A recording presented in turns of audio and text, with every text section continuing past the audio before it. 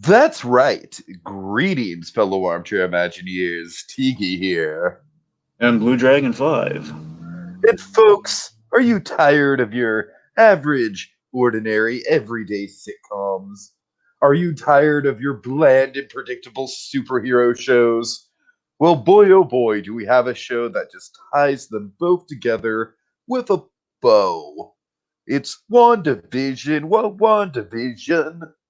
That's right. We're here doing the spoiler cast for WandaVision with a very special guest who we'll get to very quickly. Dragon, let's just go round table just to get it out of the way because we've been on this little odyssey. We've been here all 9 weeks of WandaVision airing, given not 9 weeks, I guess, given the first week was 2 episodes. But I digress. It's been many weeks, many moons, and we've traveled with you guys, so you know our opinions mostly. Dragon, really quick, I'm gonna make this an exercise in brevity for you. What's your elevator pitch summary of your feelings on WandaVision? Elevator pitch. I think it's the perfect way to kick off Phase 4. I loved it. We kind of brought took the MC from the big screen to the small screen in just a very fitting way to kind of hold us all over while we're stuck at home with the TV. All right, and yeah, my elevator pitch, basically, guys, and I'm kind of like preaching this in a way, preaching this ideology. I feel like this show is an exercise in fan expectations. Like we all love the speculation side, and it was a very fun thing to do. And guys, I just think that at the end of the day, this show like wrapped up beautifully, and especially rewatching the finale, which I did get a chance to do before we came on. I didn't rewatch the whole thing, but I had rewatched the whole thing before the finale came on, so I'm pretty, I've watched through these episodes at least twice each, and while not everything stuck completely to landing in terms of fan expectations, I do think emotionally everything really just knocked it out of the park, and I'm very satisfied. And so with that, we bring on our very special guest, much like Pietro Maximoff. He is playing himself. It's Joshua Thomas. Baby bro can't get a hug? Huh?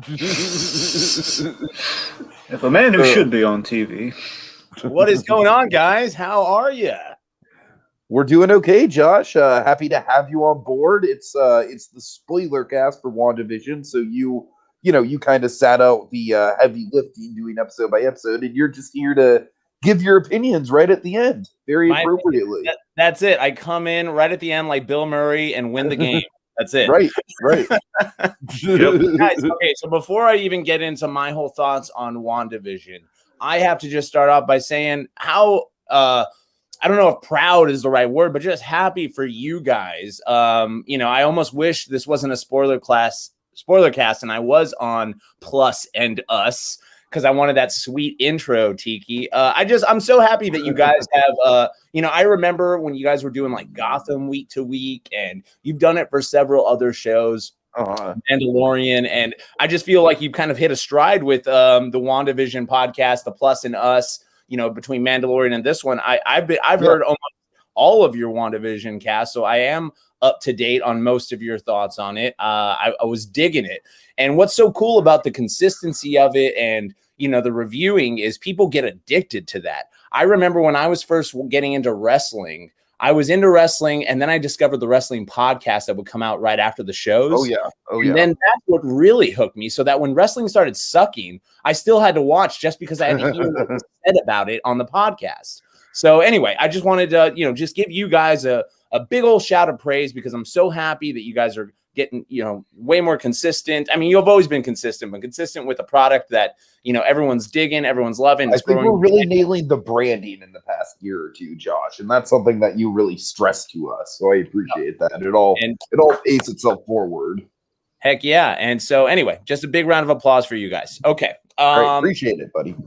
Yeah, I'm a live studio audience. WandaVision. Wow, what a show. Loved it. It's no secret. I feel like if you didn't like this show, you're just either completely anti-Marvel, you don't like the Marvel Cinematic Universe, because you don't identify with But the characters. there wasn't Doctor Strange. You had these expectations that weren't met. Something happened, but I don't overall, understand humor, so I'm upset with Pietro. Where's the red guy? Pietro was the best freaking part. Oh my god. Oh, we'll get there. We'll get there. I'm glad that the people in my circles genuinely can agree on this. I think Pietro is the new Mandarin, the new fake Mandarin, and I'm all for it. I'm all about it. I'm 100% down, especially because it ties into the Ralph thing, but we'll get there. Yeah. No, and that's another thing. It's like this show really brought it back, like the week to week viewing experience. Mandalorian was doing that as well, but as far as like speculation, you guys talked about it every now and then in the Plus and Us when you were covering it week to week of you referenced almost like it was like Lost a little bit because it had this mystery element. Twin Peaks was kind of referenced every now and then, but it was really I got a lot of David Lynch vibes from it. Yeah. And and there hasn't really been a show that everyone was watching, that everyone was talking about, and you could, almost that water cooler chatter, like that, the water cooler show. What happened to that? When was the last one that you can even remember? So yeah, I just love that it brought that back. Not only that, it's an Game of Thrones, show. but that's like that. Yeah, I think the better one would be Better Call Saul, but we can all. I would even say that Better Call Saul's community is not as big as it should be in terms of like that one should be something that all of America is talking about, and instead it's kind of like it's wonderful, but it's still got a niche audience. True. And I think you can say it's not a question. Better Call Saul is not in this echelon. Game of Thrones was. Like when a show is hitting on all cylinders and it's registering like this, where Agatha All Along comes out and everyone's singing it, like that's it's popping. It's top like the Billboard charts or something. Right, exactly. I saw that. I was thinking to finish it. Did either of you watch the making of that just came out? I did. I didn't. I didn't know it was out yet. I kept telling you we might have been getting that today, Tiki. Oh, okay, man. well, I didn't. You said might. I didn't. Yeah, and you couldn't check. Anyway, I'm sorry, Joe. Right. Continue with your point. This is just like when you were biased against Tiki in the debates. Oh my god. No, but the making of WandaVision, I didn't get to all of it, but that just shows you such an appreciation because the reason this show hit on all cylinders, there's a quote that the director said in what I did see of it, where he said they made it with authenticity, not parody.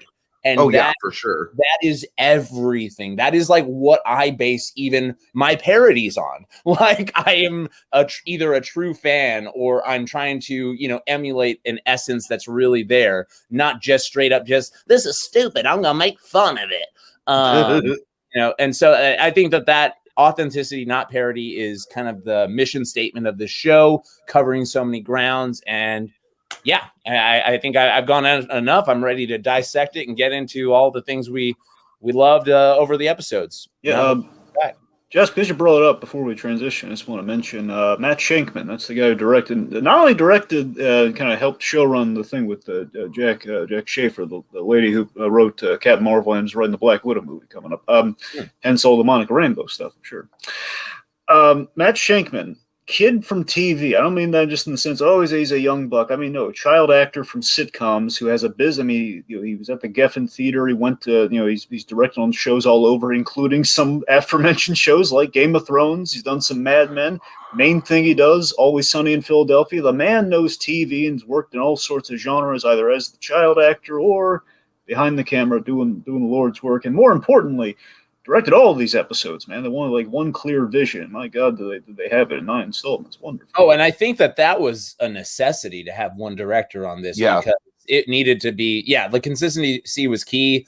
I love that. I don't know if it was one of the other executive producers referred to Max Shakeman as a Swiss Army knife of a human, and I believe that no one's ever used that exact term, but that is a way I would also describe myself. You guys say the man of many hats, the Renaissance man, like it's cool to see like he has the different genres, even though he was just kind of just rocking and rolling as a director on this. But like you said, coming as a child actor and being a part of so many different things, he really blended the worlds perfectly in WandaVision, I feel. And I also want to just kind of preface anyone who's listening to this. I am not the hardest of hardcore nerds as far as like to give you the insight of where this character came from in the comics and stuff. I am coming at this more from a filmmaker standpoint, an actor standpoint, and a storyteller. So I'm going to be approaching it on that. And I know that you guys have different tidbits and notes that I'll be blown away and would love for you to share as we go along. Well, pretty much everything I learned from my compadre over there. So, like I saw the Agatha reveal coming, but only because pretty much everyone else did, and I was just kind of in that circle. I wouldn't have figured it out on my own. Well, and speaking of just the hardcore of fandom, since I got you boys on, I'd be remiss, even though this is sacrilege, to talk about DC right now. Are we excited for the Snyder Cut and the Joker footage that was shot? Well, excited in quotes. Try again. I mean, it's go on. It's kind of a landmine, honestly. Like, I feel like the fan base associated with it, and we do have a few people that are that are ravenous Snyder fans in our audience. Shout out to Donovan Martin. Love you, buddy. He's honestly one of our most consistent commenters. Nice. But Josh, Dragon and I think we're at the point where it's like, the 4-hour runtime just sounds ridiculous. Like, it sounds so daunting. Like, literally no Lord of the Rings movie was that long in the extended editions. Right. And, I mean, I haven't even seen The Irishman yet, so I get what you're talking about. And B, just like, I don't know. It's like, how much can you really save that thing, really? We'll see what happens. I'm morbidly curious, but that's about as far as I'll go. Okay, this is exactly what I wanted to hear. I was wondering if you guys were actually pumped or not. So I mean, look, any way you slice it, as much money as they've thrown at this thing, making it 4 hours, all the bells and whistles, and then the Joker footage, which I'm sure was going to be interesting, seeing like the nightmare version of Joker and all that sort of stuff. But it's just, at the end of the day, there's still that Justice League story that Snyder's trying to tell. The only thing that's possibly going to save that thing and maybe make it all worthwhile is if they gave him all the money in the world to make part 2, because all this is just making the extended cut of part 1. People are going to get to the end of this thing, and that's what I'm waiting. I'm waiting for the other shoe to drop on this. People are going to get to the end of this movie, even if it's better. It's like, where's the other far better payoff to this thing? We're all waiting on it. Well, good news, bad news. It's not. It's going to be a disaster. Okay.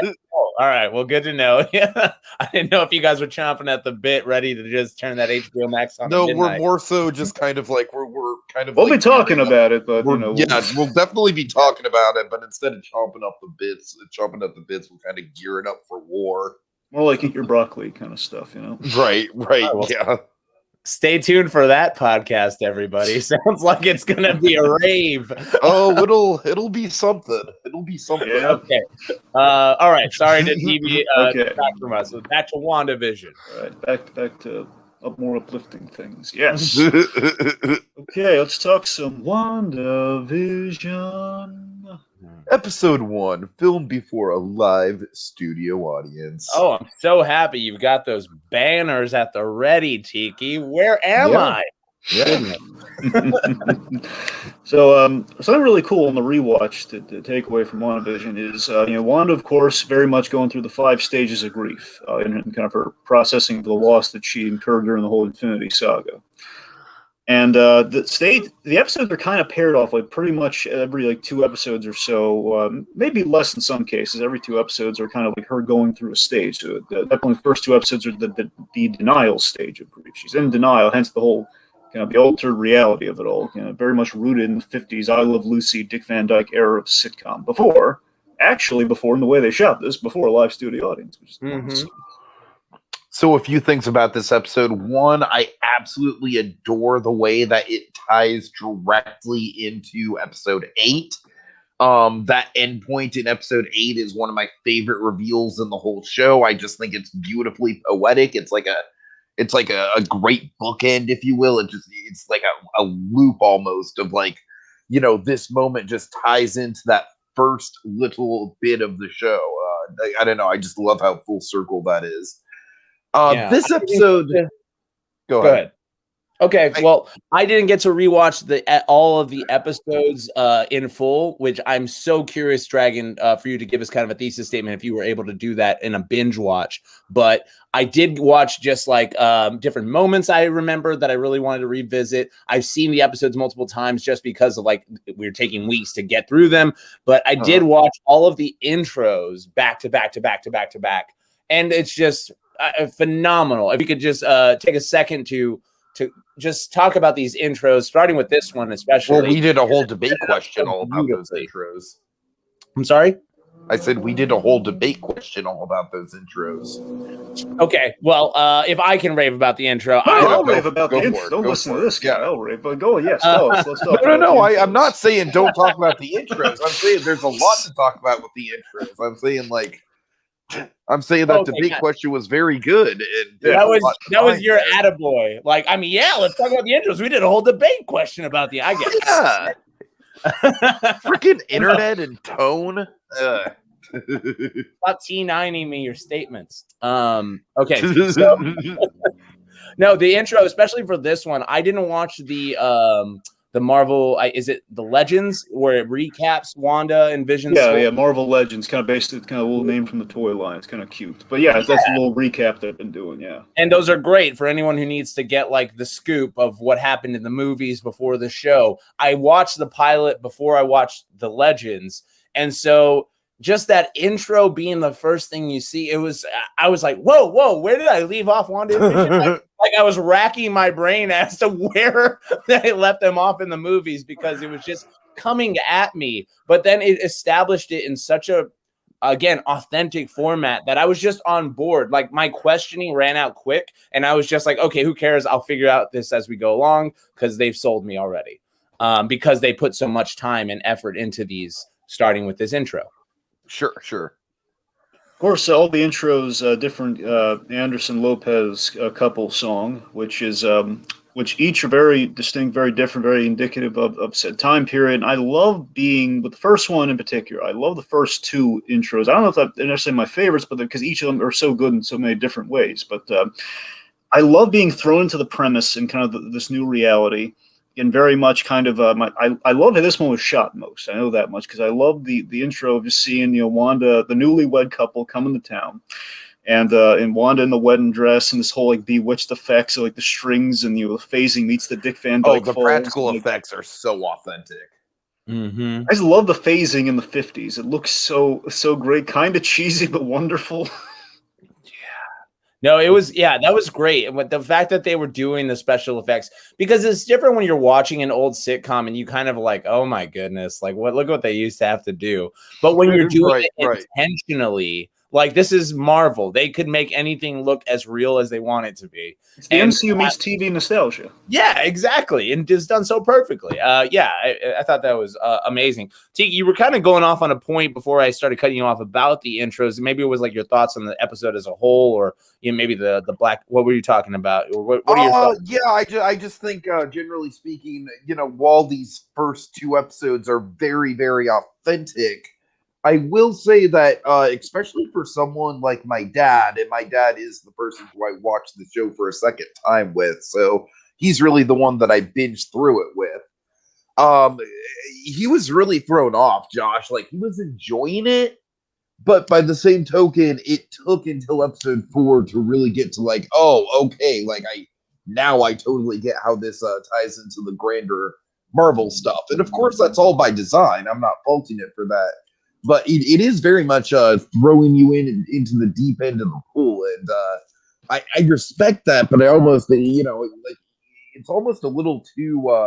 I almost wish there was a little bit more of the kind of like Pleasantville kind of dynamic going on. Oh yeah, like I mean, in a perfect world, I would have loved a whole season of this sitcom, and then like it being teased and just like drawn out at the end, because then you really pull the rug out from everybody and you're like, oh, you really like this world, huh? Nope. But like we progressed through the story and every episode was a new genre, a new television show. So It was we don't have the patience as an audience, especially for a show that's meant for the masses like this, to do anything where you can really sink your teeth into. But for what they did, I thought it was. I mean, I like Alex Poncio is the only one who knows that I thought of a show very similar to WandaVision before this ever came out. So because I pitched it to him, but I'm just saying, like, in the sense of like, I with that type of show was always racking my brain as to how to present it, and I feel like they packaged this and flowed through it and didn't like the pacing was so good in this show. And I applaud the pacing so much because I think that it's a feat of what they tried to accomplish, and I think they scored a touchdown. Absolutely. I'm just talking about kind of the multiple error thing. I love Elizabeth Olsen and Paul Bettany do a great job, and of course, spanning multiple decades, but especially in the early the early stage of our show here. I mean, it's just really astonishing. Elizabeth Olsen, the range she's given through the decades, and getting all these new layers to Bettany to play as the Vision. The Vision never really got to play comedy outside like the Door and the Pepper Cache thing from Civil War. It's about it. That's all the comedy he got. I feel like Paul Bettany got more comedy stuff as Jarvis than he did as Vision. Yeah. Man, I wanted way more in that documentary, by the way, Dragon, because Paul Bettany getting cast as the voice of Jarvis to go from that to where he is now as Vision. I mean, what a like! I want a whole documentary on that. Yeah, Josh, you know about the whole, like the highs and lows of that journey, right? No, I mean, I don't know. I just know, like, I love that they showed a little bit of footage and the fact that he actually wasn't promised anything coming into Jarvis, and it was a progression. Yeah, so I mean, I had no idea about any of that before watching. Yeah, I'm going to give you a little tidbit here, Josh. Right, so by right before, let's see, I guess by Ultron, Bettany's agent essentially told him to give up. That it's all going to, this is pretty much as far as it's going to go for you, and pretty much his career was not doing that great. He's only the voice of Jarvis up to that point. So then Ultron comes around, and he's given like, hey, we're going to turn Jarvis into the Vision. So, man, which is crazy. And again, going into this show, as you saw in the piece there, he thought legitimately, kind of going back to that line of thinking, he thought, oh god, well, Vision's dead in Endgame. He was the only one who didn't show up in the highest grossing movie of all time. I ain't coming back. Oh god. So then, of course, hey, bringing the Vision back, and he might come back around. Who knows? Well, yeah. I mean, who knows? It's a definite with the White Vision running. Right? That's what I'm saying. Yeah, he's definitely come back. That'd be a little coy, but yeah. This is the spoiler cast. I know. Speaking of White spoilers, Vision is just gonna fly off and just never be seen again. let's talk about my favorite spoiler. Okay. I love the heart as a symbol so much. The little hearts, of course. Very first episode. On the calendar. Yes, the calendar in this episode, of course, has one of the best payoffs in the entire series with the origin of why is this heart so important. The heart comes back in a few times at different points in the series, if you really pay attention. So, one, it's the symbol of the hex and kind of the dream logic. It's kind of that Inception thing. When you start to ask questions of how the heck did I get here, and it's almost like antibodies and attacking an infection. It's trying to wake you out of it, or it's trying to, like, Wanda subconsciously might be trying to give herself a hint as to what's going on. Because think about it. One, we foreshadow the hearts attacking at dinner, hence the whole, like, why the hearts on the calendar. Like, hey, the hearts are coming to dinner, actually. But essentially, the heart is the big clue one is given to herself about why is this happening? Because you saw that heart when you reached the plot of land, because of, Vision's last words to you, essentially. Oh, that moment, that letter. I know. I was watching it with a friend, and I was like, "Don't even fucking look at him." I couldn't. That's the great thing, Jess. There's so many elements of this show, even in all the background design, especially in the early kind of episodes up to the 70s. Like, everything in that set, nothing is by accident. Everything's kind of by design. The magazine's on the table. They have the Scarlet Witch costume that she's going to be wearing episodes later. And that all goes into one director, one showrunner. They made it all at one time. They made it like a huge movie. If this were filmed a normal show week to week to week, some showrunners are great at that and keep a Bible and write down every detail that evolves, and you wouldn't even know the difference. But a lot of people are just flying by the seat of their pants and forget a lot of stuff and drop balls. So this show was not dropping any balls. I mean, the other thing absolutely feels like a film. I mean, it really does. It very cinematic much plays like and one. I think I'm certain of this, but let me just ask the experts here. This is a limited series, not season 1, right? Like there's not limited. I would take the fact that the last episode is literally called the series finale. Yeah, I would take that as we're not getting a season 2. Yeah, got it. Yeah, okay, and that makes sense. As far as I'm concerned, Doctor Strange 2 is the closest we're going to get to a season 2. Possibly a little. We might have like a little interim thing with SpiderMan, but the jury's kind of out on that. The whole SpiderMan is going to be. I think it's going to be Endgame as far as money box office. Because it'll be us getting back to theaters after Corona. It's going to be Tobey Maguire, which everybody and their mama knows. So. Well, we'll see about that. But okay, fine. You're right. Andrew Garfield might ruin the box office. Oh, God. Do we? I mean, with all due respect to Andrew Garfield, I love him in The Social Network, but do we really need that Spider-Man? Do we really need that? Well, no, it's not that. It's like you keep going back and forth on whether we're going to get all the Spider-Man in one movie or not. And there's like the Tom Holland's terrible at keeping secrets, but I don't know. It's hard to tell what's confirmed or not. All I'm saying is like he needs to be in it because if he's not in it, that's a bigger slap in the face. But all I want confirmed is that Charlie Cox is going to be in that film. That's all I want in this world. I want to say Daredevil didn't amount to nothing. That's all I want in this world. Oh God. What's happening with those shows? Are those shows still on Netflix? Well, I mean, they're on Netflix. They're on Netflix, but they're all dead. Yeah. Basically, the question is, will they find a second life on Disney or Disney Plus? And if he appears in Spider-Man, that confirms the best of the bunch. Well, might have a future. Fingers crossed for you, Dragon. Fingers crossed for you. Thank you. Back to the heart things. The other side of that kind of caught me on the rewatch is the Vision side of it. Of course, the show's not just called Wanda, as that one episode might lead you to believe. But no, it's we'll get to that one episode. I was not a fan of that one episode. Well, we'll get there. But that's the thing. So I love that Vision's lack of memory. We kind of address with the heart bit too. Like, hey, she's like saying, "Oh, I'm incapable of forgetting anything." When of course, Vision is kind of forgetting something. This is teeing up his arc of rediscovering himself and defining what he is now. So we kind of tee up both fundamental arcs, like Wanda, like why am I here? And basically, what is the cause of this? And Vision's like, what am I now? So we're kind of teeing. There's so many things coming from that little heart, and it's going to melt our hearts later. So very excited to get there. Yeah. Excellent. Speaking of hearts, the hearts. The Hearts, Deborah Jo Rupp. Okay, here's my first disappointment in this show that we didn't get more Deborah Jo Rupp. I'm a huge 70s show. We brought her back really nicely, though. What's up? We brought her back nicely, though. Brought her back nicely for the little choking with the special effects redness scene. That was nice, but that's something she never gets to do. You saw her light up about that. I know.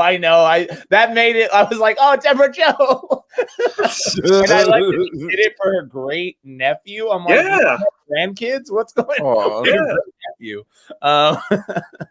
But no, it's adorable. She was amazing. She's just so good. She's like sitcom royalty. Sitcom royalty, exactly. And I feel like she was a perfect person to put in that first episode. It's like, oh, all right, this feels right at home. Like it's not exactly like she's obviously not from the era that we're emulating, but given the out of time nature of her character on that 70s show, where it's like she's a sitcom actress from the 90s playing a character from the 70s.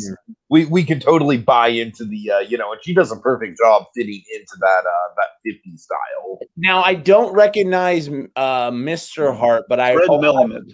I wanted it to be John Ratzenberger. I wanted it to be straight up sitcom royalty on that stage with Wanda and Vision. But he was fine. The actor was great. I didn't recognize him really. I'm sorry if he's in. He's in a movie you should really watch, Josh. It's a movie. It's very kind of tied into the kind of the VO and trailers and kind of like kind of Bootstraps LA experience for actors. It's called In a World.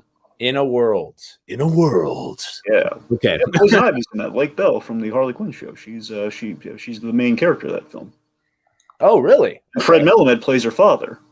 Nice. Okay. Anyway. In the world. Well, he was fine. I was just like, I wish because of Deborah Jo, it was such an iconic sitcom actor. I was like, oh, give the guy as a classic too. I also hear you on that, anyone from Cheers. Ted Danson would have been great. So anyway, but yeah, as far as what did you guys think when it first broke? How does your dad react, Tiki, when they like did that scene where he's choking and she's like, "Stop it! Stop it! Stop it!" Honestly, he was just kind of confused.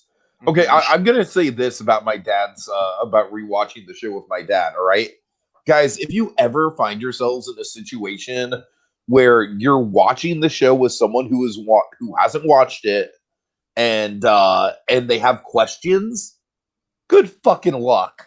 Good luck. Well, that's my mom. I'll watch something my mom is showing me, and she starts asking me questions. I'm just saying, for this situation, I'm not saying that. Like, my dad is pretty up and up on Marvel. Like, he's got all the movies on Blu-ray. You know, he watches them regularly. Like, you know, he is by all means, like, probably not as hardcore as we are, but you know, he's knowledgeable. But yeah, I like the first 3 episodes. I was just like, you got to wait for episode 4, Dad. I kept telling him episode 4 was gonna be when his questions would be answered. But I believe I pitched this to my dad. We watched the pilot, and he fell asleep in the second episode. I mean, that's honestly how I thought it was gonna go with my dad. Like, I had to push him through to episode 4. It really was like, look, I know that you're gonna dig this once you actually get what's going on, but it's kind of right. And so I've pitched my mom because of now it's a retrospective and I know it's good. Like at the time I was like, yeah, go to sleep. Maybe this isn't for you. And then so mom, I'm like, Bewitched, Dick Van Dyke, Brady Bunch. Come on, Mom. In the middle. Like, I gotta check it out. I need to rewatch Civil War. Oh God. Yeah, with the sitcom plot as a whole, I love that we're lulled into this false sense of security with the classic misunderstanding premise that we've seen so many times on the I Love Lucy's and the Dick Van Dykes, where it's very much like, hey, it's the anniversary and the boss is coming over the dinner. Shenanigans ensue, and Honeybee in the comments here's teeing up one of my favorite parts of this episode, saying how European. My favorite line is like, it's just like, it's so, as seeing Wanda in the knockout dress and everything, it's so Covian. It's Sokovian. Of course, we have the money shot with the yakety yak thing that pays off, where Vision's like question the song and they have to distract everyone. It has this beautiful money shot. I've seen this on T-shirts. It's fantastic. Of the draw, like the drawn doors are open, leading to the kitchen. Wanda has like all the stuff suspended, and just giving like a cockeyed look at Vision. I'm just like, wait, what is happening? Just as he's singing yakety yak, it's great. The reason that this show pulls it off is that live audience. And again, go watch that documentary if you haven't already, because the jokes and the writing in this show are really good. But because these actors are not sitcom actors, I feel like if they didn't have that audience like there for the momentum, it would have come off as cheese, and it wouldn't have come off as this genuine, like authentic self of like an old show. They were really getting those laughs. They were really writing those laughs into the next line and so on. And you could feel that. I love the moments where they're just in full sitcom mode, even when it's not hitting on all cylinders. I'm just like, I appreciate and I need this, and it's great that the writing's good. Yeah, and back to your point, Josh. Again, the tone shift with the phase is great. Like the Vision saved him. Like just like everything's just kind of like it's kind of drowned out, and it's just for a moment that you see we're pushing it on Wanda, and like as Mr. Hart's choking to death there, almost as like a subconscious defense mechanism, as it kind of happens later with the crowd. Like she's trying to kill this guy because he's asking all these Inception-y kind of dream logic questions, like why, what are you doing here? Why don't you have any kids? Your story doesn't make any sense, and of course choking to death. So it's just really, really kind of great kind of moment there. It's just again very Twilight. Kind of gets in that Twilight Zone tone of like, okay, well now something's going to miss in our black and white. And it's just a quick reminder, because it happens towards the end of the episode. It's like, oh hey, just in case you finally slipped into this mode of enjoying this show, remember that we got a mystery for you. So it was great. And Honeybee has this comment that just came in. I like the first half comedy wise more, but I like the second half story wise more. Yeah, that is so true, because I'm sorry, I didn't mean to click that. God almighty, fix it. No, I got it. I got it. Wait, you can do that? Yeah, I can. And so, no, I was saying though, that's because it's like once you reach a point of no return that I'm going to get to in regarding my favorite episode, and I'll just spoil it right now. My favorite episode was the Halloween episode. Me too. Oh, really? Why didn't you choose that in the debate, Tiki? Sorry. I will get to why episode 5 is my favorite episode. Don't worry. But yeah, because when the show reaches a point of no return, you can't really go back into the innocence that it had when it's starting, and it's just going through genres before we reveal too much. So yeah, I can see how Honeybee is right on the money with that. What did you think about the ads, Josh? The ads, I see, and here again, I'm gonna just pimp you guys out. I love that you had a breakdown of what the ads meant, or at least an interpretation. I know that there's so many YouTube videos about like the breakdown of WandaVision. I didn't get all of like the deep cuts of what they were trying to do. I love the ads just as another layer of retro. I knew they meant something, but I didn't know what. And I was game to do like the homework and go research what it was afterwards. But I love them, and I love the layer of them. I just it didn't hit me as I was watching them like, ooh, that must mean this or that must mean that. And I wish it did. Yeah. Well, I think a lot of the speculation just comes from the the nature of just having the link to sit on it and speculate on it. Now that we've seen it all, ultimately the point of the ads is to pay off in episode 8. They were all foreshadowing to kind of a little kind of trip through Wanda's past. That's what all those really amounted to, which is really cool. And I actually noticed a detail rewatching them on the first one. The Stark Toastmate 2000, which obviously very much like it's the missile. We all know that going into it's the missile. Wow. But here's like it occurred to me. So it's 2000. I think that's the year in which it happened. The year 2000. I think that might be when I mean, if that could that kid pass for 11 years old, the one who was playing Wanda, or am I crazy? I can see it. Yeah. Oh, if she can pass for like a 10 or 11, then that's 2000. That's why it's called the Stark Mate 2000. That's when the bomb hit. Oh, wow. Which is crazy. No, see, that's all that. Those are like, I'm excited to do a binge watch of this. How was that, Dragon? Watching it back to back to back all the way through. It's great. I got to be honest. It's it's really great, a little addictive. It's quite fun. Because I remember you were like pissing and moaning that you had to wait a week every time. You were like, I need it all now, damn it. I mean, look, I won't lie to you. You're not going to get the full on, like, had I watched it the first time like that, I feel it would have been even more like, heart palpitating, like, oh, God, I got to get to the next one. But it's still very satisfying having it all there. Right. No. Okay. Well, I think I don't really have anything else to go on. One, I'm kind of blending and excited to just keep going with it. Okay. Any other thoughts on one before? Oh, never mind. Don't touch that dial. We're moving on to 2. Yes. All right. Episode 2, Bewitched.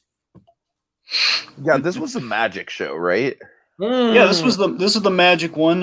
Fun thing with the title, bit of a radio connect. So think about it. You have the radio kind of comes through with from the other side with sword and everything.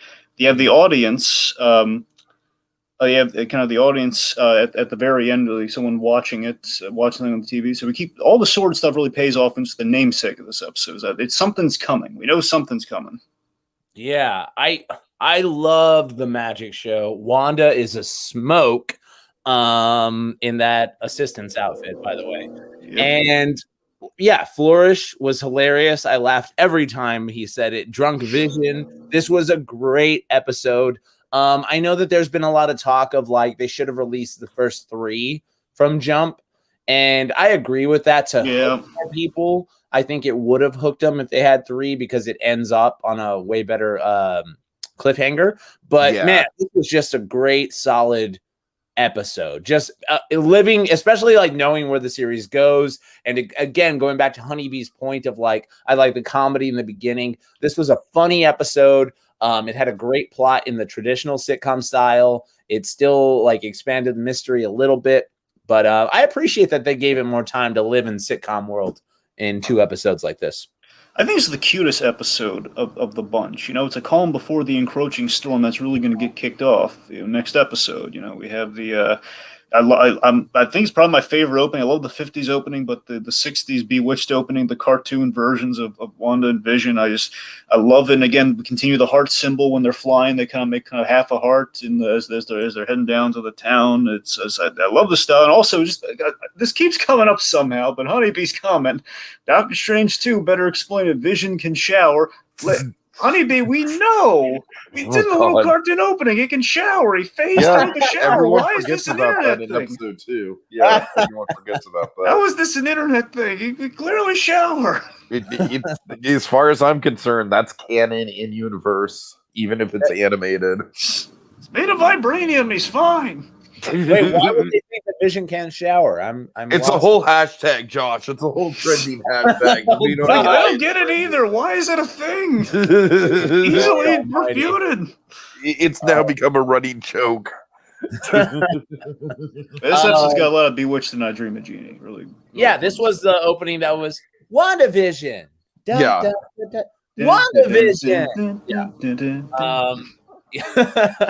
And yeah, a drunk Vision with the gum getting stuck in him. You know, every time it cut to the office, it was great. I loved what was it? The guy in the mustache was killing me. I don't even remember what his name was. Fred? That's Phil Jones. Okay. Is that the actor's name or what was the character? No, that's the character's name, Phil Jones. Phil Jones. I want that guy to play Principal Prickly in a live-action Recess movie. Wow. I have never heard fan casting better than that, Tiki. It's just casting the mustache. It's not even casting. No, really. That mustache looked fake, and I was like, dude, what's happening? It was great. Okay, so Jimmy Woo. Jimmy Woo.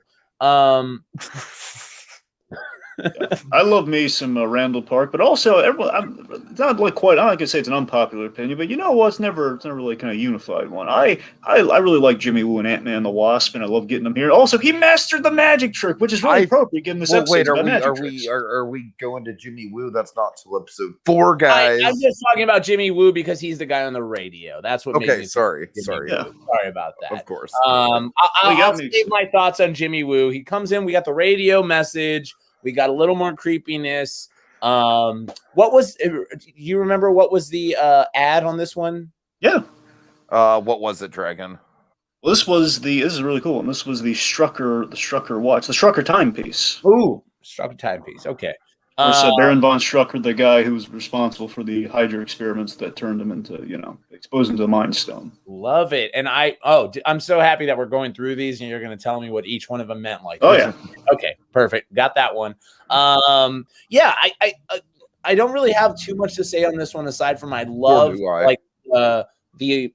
like everyone committing to this world that they're in. We get to see a little more of the town, which when I first saw the finale and they're in the town square, I was like, have we seen this town square before? And then I was like, oh, right. It's just been in these different genres that I don't recognize. And so kind of like a Back to the Future as Hill Valley quality. Yeah, exactly. I feel like they do a great job with set dressing there. It's a wonderful use of just like practical exteriors and stuff. Right. And you could tell that they had like this town that they just kept messing with because they use a lot of this in the 60s opening, I want to say, where they're is it the 60s? One of the openings, they have a lot of footage downtown or like where they're, grabbing ice cream or, talking to townspeople. No, I'm pretty sure that's the 70s. 70s. Okay. Well, it's funny you mentioned that though, because the really cool thing, the reason you can tell this is the 60s. I kind of could have had a V8 moment when I was watching it the first time. But I realized I think we were kind of still in the 50s. Is that clearly it's the 60s because we're shooting outdoors now. Ah, okay. Yeah, a little up in the game. We're not stuck on the set. Yeah, it's like there's a change in the camera if you look at it. Like we're kind of the way it's like I don't know if I forget what exactly the camera setup is, but the point being like the way we're shooting it, we're getting more reactions in there. We're outside. We're on. No, totally. Yeah, you went from I Love Lucy to the Lucy Desi comedy hour where they shoot like on the farm and stuff. Yeah, exactly. Yeah, I know my old sitcoms, people. Okay. Speaking of which, Agatha killing it every episode. I'm sorry, Agnes. As of now. But I absolutely think Catherine Hahn is like, I think in terms of sheer acting range, it's definitely Elizabeth Olsen, who's the MVP. Oh, But Catherine Hahn is the MVP Heresy. when it comes to comedy so far. I by feel far. like Catherine Hahn, Agnes, Agatha is the closest Disney villain we have in live action that we've ever had. Like, she emulates I think that's a good take. I think that's a good Disney take. villains in those classic cartoons. Yeah. And like emulated. And like all the bad guys in the live action movies don't hold a candle to what don't even get me started on the live action remake villains, Josh. That's a can of worms. But I mean, just right? even in this, I won't. I know you, but I know you love Lion King, right, Tiki? Jon Favreau, Iron Man, right? God, you're just goading me at this point. So, no, I'm sorry. You love Jungle Book, Jon Favreau, right? Jungle Book. I was excited for Jungle Book. I don't. The more I watch that movie, the less I like it. I actually enjoyed Mowgli. You know the one that I actually do love is Mary Poppins Returns. But that's not really a remake. Though. Yeah. No, that was a good one. I love what's her name's song? Angela Lansbury. No. I'm sorry. What's Meryl Streep? Meryl Streep song. Yeah. All right, the Upside Down to Upside Down. Yeah, right. Anyway, sorry about that. But anyway, like even the fact that she gets like this theme song that introduces her when she's finally revealed to be the bad guy, it all just feels so classic Disney villain, and I just love seeing that in a live action version. Even her cackle. I mean, come on, it was like, I killed Sparky too. Oh, Tiki, man, this was my favorite part of the documentary so far is Catherine Hahn doing a laugh or doing a take, and they're like, "Great, cut! No, one more." The camera doesn't stop. I tell you, man, Catherine Hahn. I've always admired Catherine Hahn as a comedian. From Bad Moms, I feel like she was that franchise isn't like great quality wise, but I can always count on her to really stand out in it, and I feel like this is kind of like the next step in her range. I'm not familiar with Bad Moms. This is actually Bad Moms is surprisingly funny. I honestly thought that Catherine Hahn was Anna Gasteyer when I first saw the show. Also, big role. She has a really cool role in Spider-Man Into the Spider-Verse. She is Liv Octavius. Oh yeah, right. Okay, well that's a great voiceover. But yeah, Honeybee's laughing at something. I have no idea what it is. Oh, doing the cackle, Josh. Oh, gotcha. No. She's laughing at something I said. How dare you not give me that? Sure. Just because you have ha in your openings doesn't mean you own all the ha's, buddy. I only have 3. She put 4. 5. Yeah. Damn. There's 2 you don't own. All right. Oh my God. You guys need to have more of that one guy. Christian, what was his name? Cameron? Connor? Connor.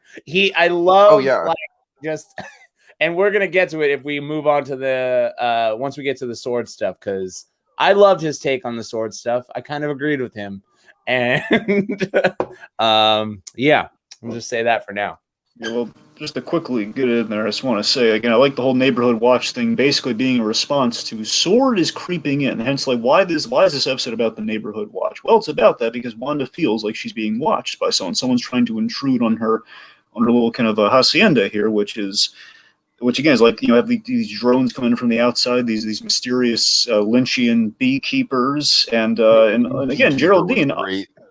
And oddly enough, Geraldine kind of like casting the role of the friend. So deep down, Wanda instantly trusts Geraldine, putting her in like, kind of like Wanda's kind of alone in need of a pal. So, hey, Geraldine. Okay. So since you brought her up, this is where I will go. This is my take, hot take, lone take, most likely. Oh boy. I do not like Monica Rambeau. I love Geraldine. It's an actor thing. It is, and I told you I'm coming at this from a filmmaker and actor's perspective. I do not think she is, when she is playing Monica Rambeau, the hard ass, the dealing with sword, I just cannot buy it from her. She is so good though, and I will give her so many props as Geraldine in this episode and in the subsequent episode that we're about to get to. She is, I was so into her. Then when we cut out, I was like, oh, girl, no. Oh, no. Like, okay, Josh, I do agree with you from the acting side of things. I think, like, from a performance point of view, I don't necessarily think she's the strongest. But my argument for her is definitely that I think she has a fantastic arc, and I think she has a great kind of contrast with Wanda. So I'm with you on the acting, though. I think performance-wise, it maybe could have been stronger. And even and I was watching her and Claude Karinga just commented about the documentary that we're talking about. Claude, most likely we will be doing a podcast at some point. I don't know if it's going to be live or not, but most likely we will be doing a podcast about it. Ooh, nice. Well, and looking at the actor talking about her audition process, talking about the role, talking about how excited, I was just like, oh, okay, that totally makes sense. She just doesn't seem like she's lived. I mean, I don't even want to say that she hasn't lived life. Like, the experience level of Monica Rambeau does not match what the actor is bringing. No, I get you. So that's my problem. That's my whole spiel. But again, as Geraldine, that overacting, she even talks about it in that documentary that her audition was the 70s like, overacting thing, and that's how she booked it. So that totally makes sense. Yeah. That's my like, take. I wish they would have spent more time with her in the Hex. I do think like even if we got flashbacks to to the post blip or whatever the hell it's called. That would be fine, but I feel like I do feel like it was a little bit of a like, okay, like this is moving along maybe at too fast of a pace when she gets blasted out so soon. Yeah, I agree with you. I don't know. I'll keep kind of referencing it as we're like point out when we get to that sword stuff. There is some stuff I really like from her further down when she comes back that I give her props for. But just as a whole, I was like, ugh, how much of this do I have to watch? So that was kind of my take on just like the actor. So I'm sorry to the actor who plays Monica Rambeau. Right, we'll put a pin in Monica because we're going to have Monica to spare by episode 4, I'm sure. Right. I like the whole For the Children thing. Of course, great unsettling build up to Wanda having the twins, but also on the rewatch now, Dottie. Dottie hung up perhaps on the children because she misses her daughter, as we come to learn later. Yeah, she's that's the one a good throwing point. this little benefit, throwing this benefit for the kids. I don't know, it's a little. Oh, that's a great callback. Yeah, I didn't even put that together of when she's like, just let me see her, or she could play this. Yeah, she could be the boys, friend or like the school bully or something. Just desperate. Do you like that role, Wanda? Yep. I don't mind. And just again, looking at the power dynamic where she was the one intimidating Wanda to just being completely sniveling and just desperate. Yeah, I love your. I mean, we're jumping so far ahead. Yeah, get into it. Sorry. Let's go on to episode 3. Yes. Okay. So we're having a baby, and we're in color now. Right. We got Beekeeper. Turn it into color. Great cliffhanger. Now it's our first week break. We come back. Boom. Now in color. This is where we not only shift into color, but also we kind of by the end of this, we're in the anger stage of grief with the whole pushing Monica out of the Hex. Right. Yeah, so this episode I feel like this episode is underrated for how chaotic it is. I think this episode got passed over because there was the whole, this should have been released originally. Sure. Why is the stork on screen so long? Because it's Mephisto, Josh. Hey, they didn't show Mephisto. I didn't get no Mephisto closure. I don't want to Yeah, Mephisto was kind of the unsung kind of. Well, not he's the highly sung. I'm concerned, in my head canon, the stork was Mephisto. In my head canon. Wow. Well, someone has the boys. We don't know who. But, Geraldine crushed this episode. Okay. Oh yeah. Straight out of Good Times. She was great. She was just so into it.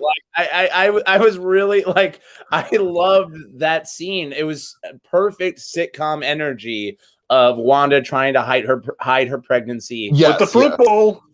Yeah, I love the fruit bowl so much. It's just one of the great tropes, one of the oldest tropes in the business. I've seen on The Nanny, seen it God knows how many other places. You got to hide the pregnant actress using big old coats, objects. Oh yeah. Great.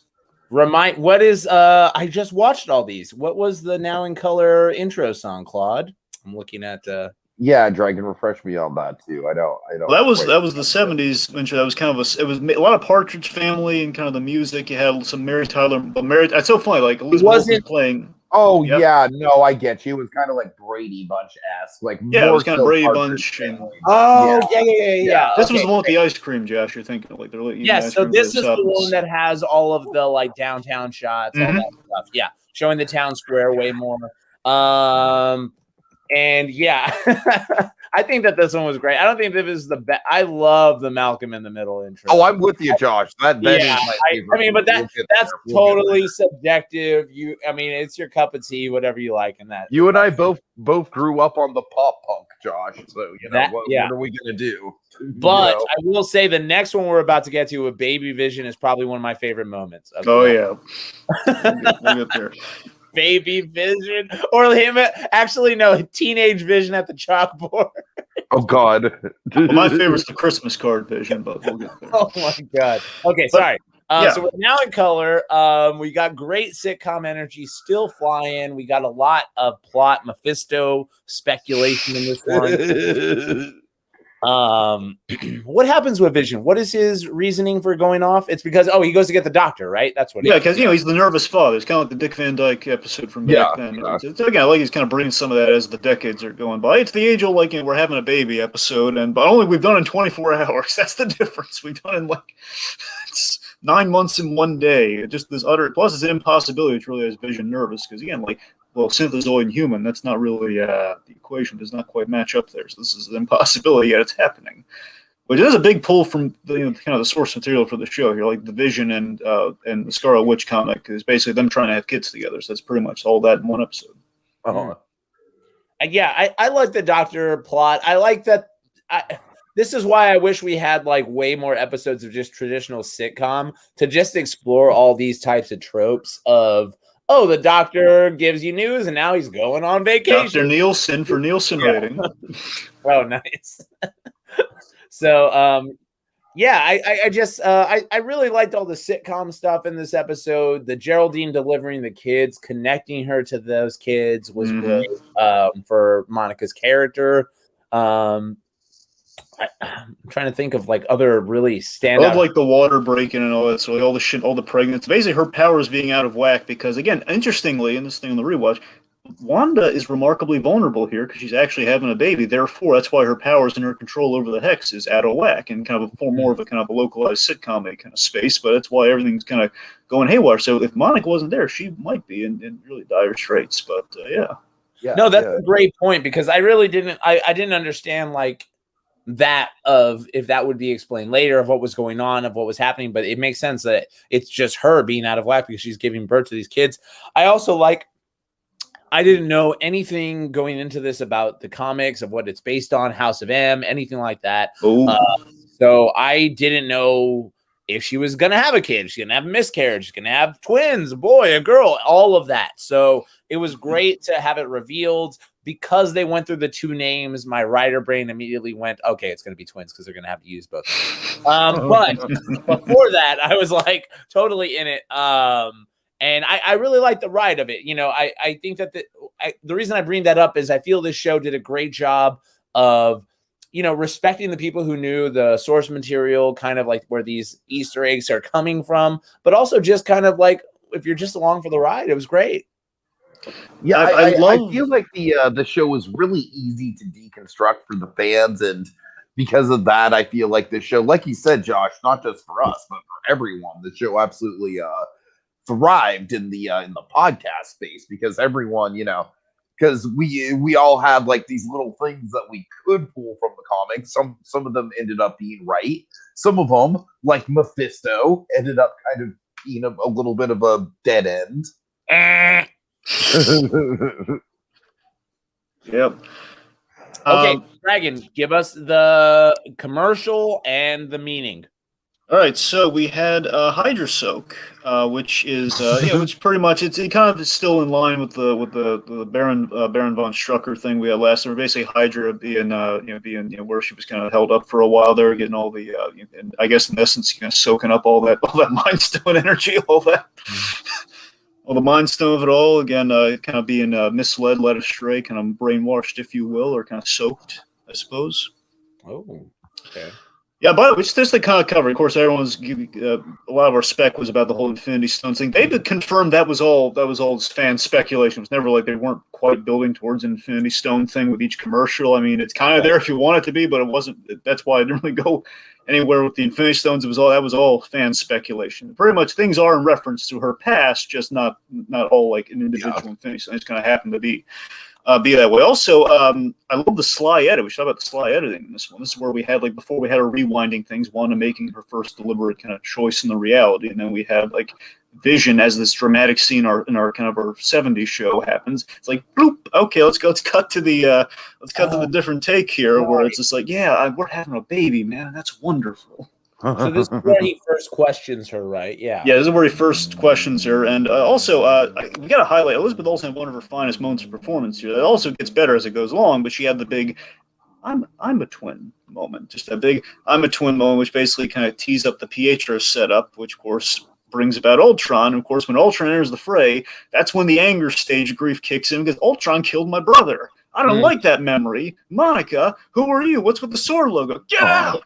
I hate to be to just throw us in another tangent, but I have to ask. You guys brought it up for so many weeks.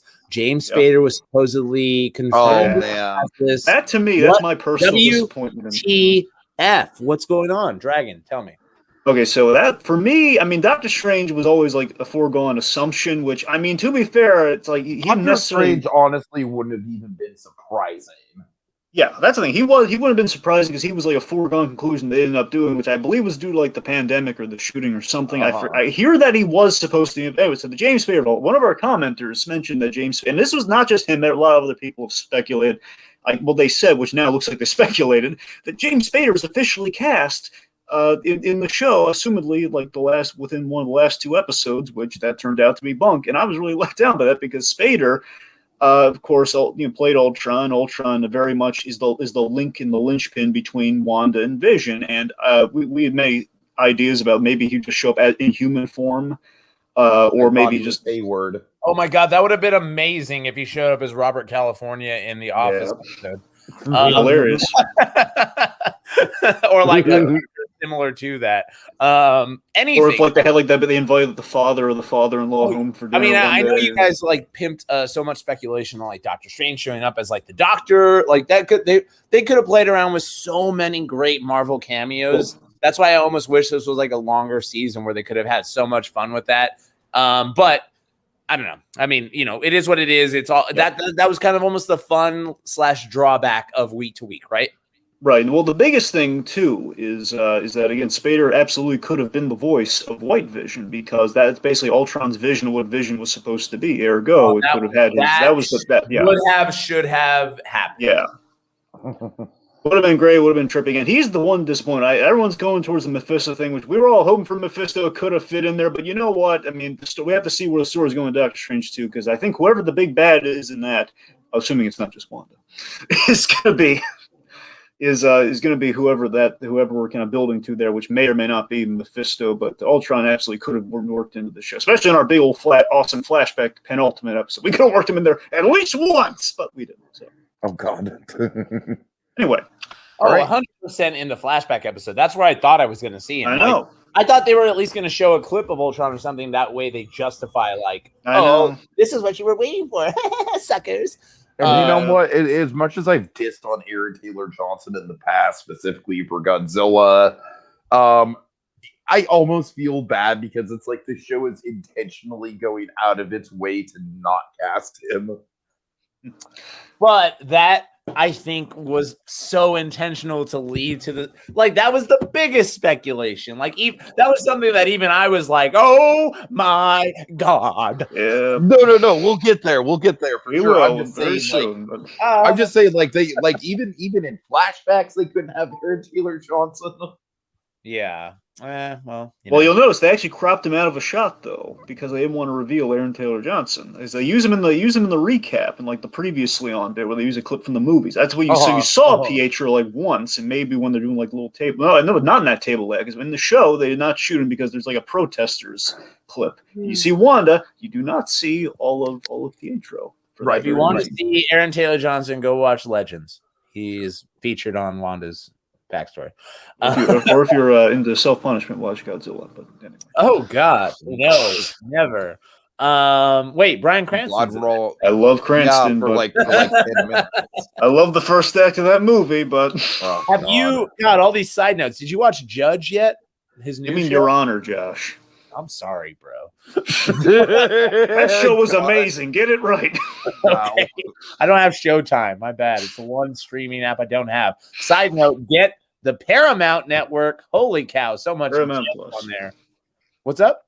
Paramount Plus, yes. Paramount Plus, yes. Paramount Plus has a lot of like old Nickelodeon shows, MTV shows. And they're doing the new Frasier the revival. And that's where the Frasier. Oh my. Okay, so here's a fun little Frasier tidbit that I never knew about. I've been rewatching on the Paramount Plus network, Caroline in the City, old 90s sitcom. Mm-hmm. And on one of the episodes, they cut to the closing bit of the episode is somewhere in Seattle, and it's Niles and Daphne finishing the episode, reacting to Caroline's comic. It's like, whoa, I didn't even know that happened. Anyway. So again, I love the 70s stuff. This one does get kind of lost in the shuffle, but of course, is very big, has a very huge moment that transitions us into episode 4, where again, Monica is thrust from the reality, and then we do the wonderful aspect ratio shift. We go widescreen because now we're back in the MCU.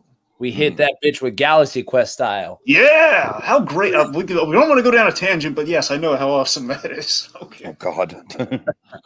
All right, so that leads us into episode 4. We interrupt this program. This was the big one, guys. I feel like this was the episode if they didn't have this episode when they did, Josh, I totally hear you about the pacing and spending more time in the sitcom world.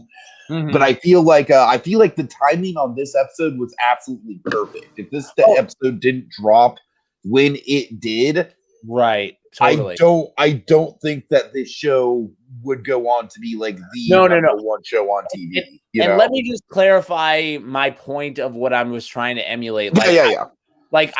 I feel like the way I was envisioning a show like WandaVision was to premiere like a real sitcom and not tell the audience that anything is going to happen.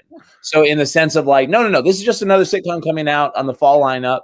And then if it turned into that, holy shit, how cool would that be? But that anyway, would be cool. Yeah. That's kind of like was my outlook of how I was trying to figure things. Sure. They're telling you going into this knowing something's going to happen. So when you're waiting for it, they needed to pick up the pace. They needed to do this episode where we go to the Marvel universe. Yeah, you're on my favorite one, says Honeybee. Yeah. And tell me how you could believe a single line from Monica Rambeau in this episode. Oh dear. You're as jealous you weren't that mustache guy in the show, aren't you? Okay. Because on the rewatch, I saw the mustache guy in preparation for this. Man, Josh would actually. I would have killed that role, bro. Anything else you want to say about Monica Rambeau? Fine. The cold opening of this episode is utterly fantastic. Yes. You're right. It is so fucking good. Let me Leo DiCaprio catch me if you can. I concur. All right. Nice. And I think just that alone gives us even if you, because I'm with you, Josh. The personality of her is, it's vaguely stick in the mud, and I don't like that. I'm with you there. Yeah, I want to shout out Connor, the guy you had on your podcast, because Connor Nielsen. He was just everything he was saying, where he was just like, I just don't buy it. It's like a parody of an SVU Law and Order episode or something. Sure. Yes, exactly. Okay, that's what I really want. When they went into this world of the Marvel universe, I was ready for it, just like you, Tiki. I was like, great, here we go. oh, this is what it is. No. This is So you need you don't think Jimmy Woo gave it any sort of like credibility in terms of like the SVU stuff? Like, because I do agree that it does feel very SVU, but I feel like in some ways it's almost intentional because it's another like TV trope. You know what I mean?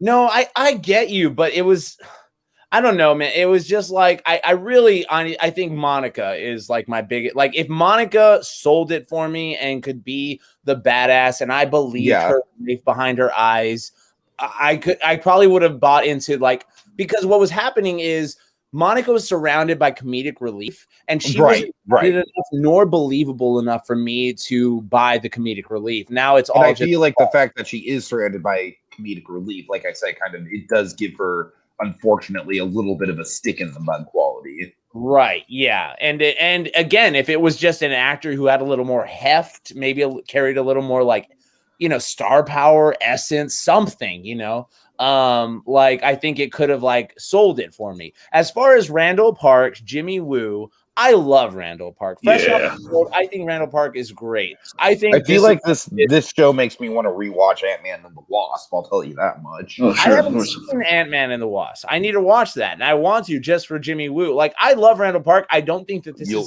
get the context for the card trick. Yep. Here's the thing about Randall Park, though. He also now is in Young Rock. Really? Himself. Interviewing The Rock in the future on his presidential campaign trail, and he's in every episode playing himself, talking about how he used to be an actor. It's hilarious. That's their framing device for that show? Yes, the framing device of Young Rock is Young Rock in 2036 is running for president, telling Randall Park his story of his life. That is that's what that show. That's crazy, and it's good. I mean, I'm 2 episodes in, but I was like, okay. Anyway, but my point is, Randall Park, this is where you're thriving. Like this ridiculousness. I don't know. He has his roles and his modes, and I feel like Jimmy Woo is like maybe just a little bit too much of a straight man for his strengths, if that makes any sense. Right. Yeah. Like I love when he gets to like get the comeuppance at the end, and like, that was all nice and fair. And he has some good moments throughout, but I was just like, I expected such a stronger, I don't know, just role performance. He has a great intro, and I feel like the show doesn't really know what to do with him outside of the intro in some ways, other than kind of just be an exposition machine. Mm-hmm. Yeah, no, that's so true. That is the case. Like so many of his lines are like to just move it along, right? Mm-hmm. So it's really hard for him to have like some gems. Honeybee, I would love if you told us why this is your favorite one. Well, just with the Monica, though. I mean, just really quick, I do think that for a lot of people, like I said, just the timing of this one, just the fact that it does open up like, oh, wow, like it kind of like, the rabbit hole is kind of cracked wide open and you see behind the curtain, if you will. Sure. So I could see it being memorable in that regard. It's certainly not my favorite, but I could see it in regards to like I said, I feel like pacing wise, this episode is pretty perfectly placed within the story.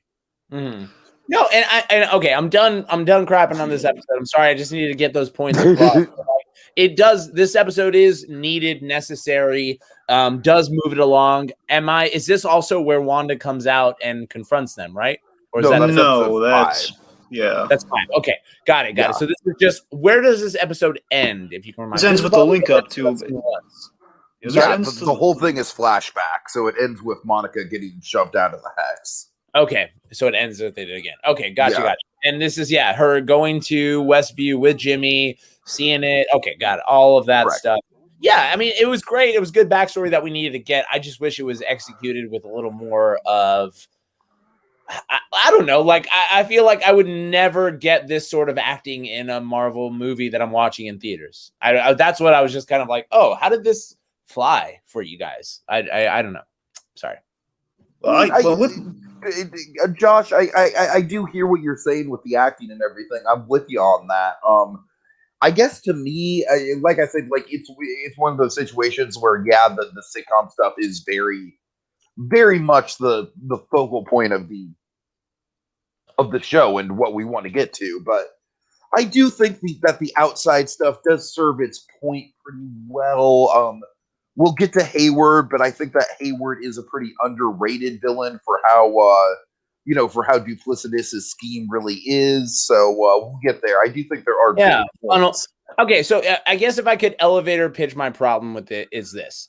Everything in the sitcom world is heightened and extreme and this parody version of these shows. So I feel like when you cut to the real world or what you're saying is the real world, I needed to buy it to contrast everything else I'm seeing. And it didn't happen like that for me. So, but yeah, aside from that, I get what you're saying. Hayward, funnel of love. Let's go. Let's go. Yeah, the funnel of love it's just so great. Anyway, we didn't get a commercial in this one though, right? There was no, not. It'd be really puzzling if we got a commercial in this one. But no. It'd be man, Marvel really sold out with these Disney Plus series. Keep the lights on. If they have a commercial in this one. It's just a Mighty Ducks reboot commercial. Yeah. But just summarize for myself here. So the Monica Rambeau, but she's very much the little girl from Captain Marvel growing up tragically loses her mother in that awesome opening, like the dramatic version of the Far From Home SpiderMan opening. We're like, hey, they're back. We're like, no, when they're back, it's going to be like people are coming back from after 5 years and just after having no idea what's happening. Leftovers to me, man. Yes, but kind of leftovers in reverse in a sense. Yeah, exactly. Yeah. It basically seeing her kind of readjust to life and kind of the kind of status quo post blip. So I think the documentary threw the scene at me, and I kind of looked at it again. It kind of occurred to me that there is also a TV connection with Monica Rambeau and her mother, where in Captain Marvel, before all the action happened, they were watching TV, and they were. Fresh Prince. They were supposed to watch Fresh Prince and Monica again, just to kind of show her in contrast to Wanda. It's like, no, now is not the time for Fresh Prince. We gotta go help Aunt Carol. Have to help Captain Marvel. That's what we gotta do right now. Yeah, it's on the whole, I think we utilize the supporting cast well because we kind of have this trio going on. We got Monica, we got Jimmy Woo, we got Darcy, supporting characters in kind of all in 3 movies essentially, if you count the little girl's Monica, which she is just growing up. And there's where I will disagree with your boy Connor. Darcy was great. I thought Darcy crushed it. Everything she got, she was like the member of the television audience there with you, like you were living through her. It was great. Yeah, she's binging buddies with Jimmy Woo. I thought that was so darn cute. And I love my favorite bit with Darcy, my favorite bit with Kat Dennings in the entire show is I love it when she's watching the end of episode 1. She says, "Aww," it's so much. And I just love seeing Dr. Darcy Lewis. Man, she's come so far from the intern, like the comical intern. Like she's actually good at what she does. It's the Brooklyn Nine-Nine theory of comedy. I love it. Exactly. Let me pitch you this. Like, if you could have put any other 2 side characters together from the Marvel Universe, who do you think you would have put together? Like, maybe not for WandaVision, but just like, who are 2 characters you're clamoring to interact with or get some screen time with or anything like that? Boy, my instinct is to go to Agent Carter, but I don't know if that's do another I think anyone interacting with Jon Favreau's Lucky character would be great. Like I'm down with any of those. I mean, Happy. Oh, Happy. I'm sorry. Yeah. Lucky. Yeah, Favreau. No, he's not the cat from Alf. No, Favreau's character is great though. Happy. He's great.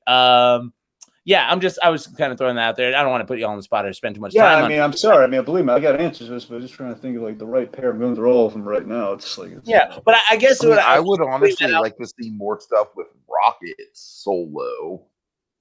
I feel like they've done a great job of establishing Rocket as like an individual character apart from the Guardians, and I would like to see him go on more solo adventures. Of course. When he went off with Thor, I was like, what is happening? Yeah. Okay. I think that's what I just mean is to bring that up is I feel like as we go in this next chapter of the Marvel Universe, it's going to be so many more characters getting to interact and not just the main characters, right? But the side characters. Yeah, I can't really think of because Rocket is pretty main. I can't really think of a side character off the top of my head that that really, I mean, you know what? Maybe Michael Pena's character from Ant-Man just interacting with anyone. I mean, that would just be fantastic. Yeah, Luis would be a great one, sure. Yeah. I mean, of course, I really love Peggy Carter, so I'd love to see her, kind of like factored in there somewhere. Like, honestly, we're gonna get some more Sharon Carter, which we desperately need in the upcoming series next. I mean, seeing her do something would be kind of cool too. Like, I cannot wait for that What If show coming out. I know that's gonna be so good. I love What If so much, and the fact of doing it. Always wanted to see the MCU do What If, and we're finally gonna get that in animation. It's gonna be great. Okay, so we go back to this episode. Yeah, flashback time. We get all the backstory of what's going on, how Westview is in a hex, all that jazz. Honeybee loves Peggy. She loves Darcy. Yeah. He hasn't told me why it's her favorite episode, but we'll move on.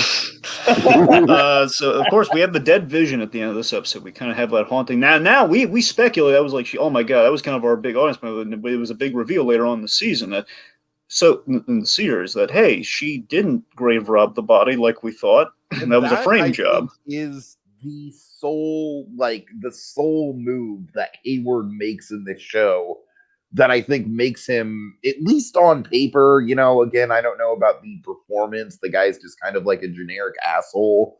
But on paper, I think his plan is pretty well thought out. With diverting all the attention to Wanda and then creating the white vision in the background and blaming everything on Wanda. Like, I do think that is a pretty good plan, a pretty solid villain plan. Yeah. No, Hayward was fine. He was like probably the one I believe the most out of all of these like sword people. I hear you. Yeah. Like I was just like, why are you surrounded by nincompoops, bro? Like honestly, if I was surrounded by people who were just kind of like cracking jokes and like demeaning my authority the whole time, I'd probably act like Hayward acted too. Honestly, right? Like I was watching these sword scenes. I was watching space. Kind of like a stay off my lawn type of thing. You know what I mean? Yeah. Like these damn kids. Just let Hayward do his job. We need Dennis the Menace in there. Yeah. Okay. But yeah, I have really no further thoughts on interrupt the program. Yeah. All right, so I always like the whole using the last words they spoke to each other before all of Infinity War happened. That's kind of when Vision refocuses after she kind of sees the dead Vision for a second there. He's like saying we could get away, but this is our home. That's essentially the last words I said before we stabbed through the heart, and then Infinity War started. Oh yeah. Like how she's kind of like putting all that into kind of her construct of Vision. So so all that brings us to the whole everything's under control. Very hauntingly, like Wanda thinks everything's under control. We're going to see the wheels come off next episode, which would be 5. This is where the show just kind of slips into another gear. By the end of this episode, you're just like, oh, we're like in the middle of the ride. It's literally the middle with 5 out of 9. I mean, so many things about this episode. This is a great one. Not my favorite. Like I said, very special or all new Halloween Spectacular is my favorite episode. But please, guys, get us rolling on what you love about this, because I know you had a lot of special moments. Right, so this is where we enter the bargaining stage of grief with Wanda. Here, she's just clinging on to Hex for dear life, as we're kind of now in the 80s and kind of that kind of late 90s period. You got your Full House, your Growing Pains, your Roseanne kind of vibes going on here with kind of the strife in the sitcom world, as well as kind of your jaunty opening. Of course, I think it's hard for me to say the favorite opening because I keep going back, and I think de facto it's the 60s opening. But I'm a sucker for the Family Ties opening when we see the paintbrush. That's what this is. That's what I was telling Claude Karinga. He was saying it's kind of like I forget what he said. He said Full House. Full House, yeah. No, that has the endings on Full House when they do the picnic. That's from Full House, and you would know this, Josh. And I was thinking about you when I was rewatching this with the with all the football and everything from the White Sox. Yeah. That's that. Oh, you were wrong on that. That was Family Matters theme song, by the way, brother. That was not Full House. Well, no, I meant just the whole the way he did the credits and everything. Yeah. Gotcha. But literally, I was parodying the Family Matters theme song. Oh, right. Yeah. But yeah, I love how we address the kids growing up within this opening. So this is probably the best utilization of the opening I felt in terms of, okay, so we're literally showing kind of this literally hangs on what we just saw, and it's trying to trick the audience very hilariously unsuccessfully. Like, hey, those kids, like you spent so much time with them. No, they just grew up before our eyes. But like there's like Christmases and all these sort of Christmas card photos that were happening. It's hilarious. We have baby Vision, the whole Vision at the chalkboard, and that's in this one. I'm just going to go on record and say this is, in fact, my favorite episode. And I think it is where the show kind of hits a high point as far as the concept is concerned. I really think that, with the fake Pietro reveal, with the standoff that they have with Vision literally stopping the credits, which is just a great fourth wall moment. I honestly think that argument we have is like more action packed than the actual fight. Norm has a family, Wanda. That's like my favorite Paul Bettany line in the whole. And that Norm scene, by the way, I think is the creepiest scene in the whole. I caught something really haunting on the rewatch with Norm. Yeah. So after knowing what the deal is with Norm with this episode, you go back to episode 1 when Norm appears. If you look at that actor's performance, the man's eyes are screaming for help while he's all happy-go-lucky. Seriously, if you look at it, it's like he's got like these eyes that are just like he's like screaming what he's basically saying to Vision right in this scene. They're all the way in episode 1. Yeah, I believe it. Yeah. And that has to be because they gave them all the scripts up front, or they at least, pitched them the whole show up front. Like, that's so great that they did that so that you can go back now on the rewatch and notice those things. Amazing. Absolutely. But yeah, you're right, T. I mean, that argument is just this great thing. And also, I mean, the whole episode, the point of the episode, especially with the Vision of it all, is that the cracks are starting to form here, and Vision's starting to catch on, and ultimately by Agnes's grand design, kind of testing the limits. That moment with Agnes, just like, should I do that again? I love that moment. That moment is so subtle and creepy, and just like, and like you said, Dragon, I feel like it is Agnes kind of just like testing the waters of what is going on. Right? Yeah, she's like, do you really know what's up right here, Wanda? Great, yeah. The theme of this episode is great. I think this is why, I absolutely get why this is your favorite. This is a really strong episode, no question. It's so freaking solid. But the theme of this episode, the whole dealing with death via Sparky, which, by the way, that's a Tom King Vision pool. That's great. It's doing the whole like the dog, essentially Vision Frankenstein in that book, and kind of giving a whole death thing here is. And of course, you'd think it might be Wanda's doing, which ultimately now, very famously, we know it was not Wanda all along. But yeah, so I love via the bit with the again with the babies and everything. Wanda, her magic will not work on these things. Like Wanda, she can't magic her way out of grief and out of strife. So we've teed up the big moral of the entire series in this plot, and again through the kids, and whole very special episode after school special kind of elements of the 80s that we're doing here. And also the tragedy is really starting to hit that. This is when you realize, this is everything they've ever wanted. They got kids, they got family, they got neighbors. It's the 80s. I'm sure Elizabeth Olsen's having a great time in kind of that vague Full House era, given her time growing up. But it's the tragedy is this is the dream. This is just the sitcom life with Vision and the kids, and we know it's not going to endure. It's going away. And as soon as the kids show up, you're just like, okay, ticking time bomb. When's it gonna go off? Yep, and it kind of caught something too on the rewatch is that the Agnes has this line, "Kids can't control them," and now knowing what we know about Agatha's past, there's a lot of character in that line. Where it's one, of course, very sitcom, like, "Oh, these kids, they can't control them; they grow up so fast."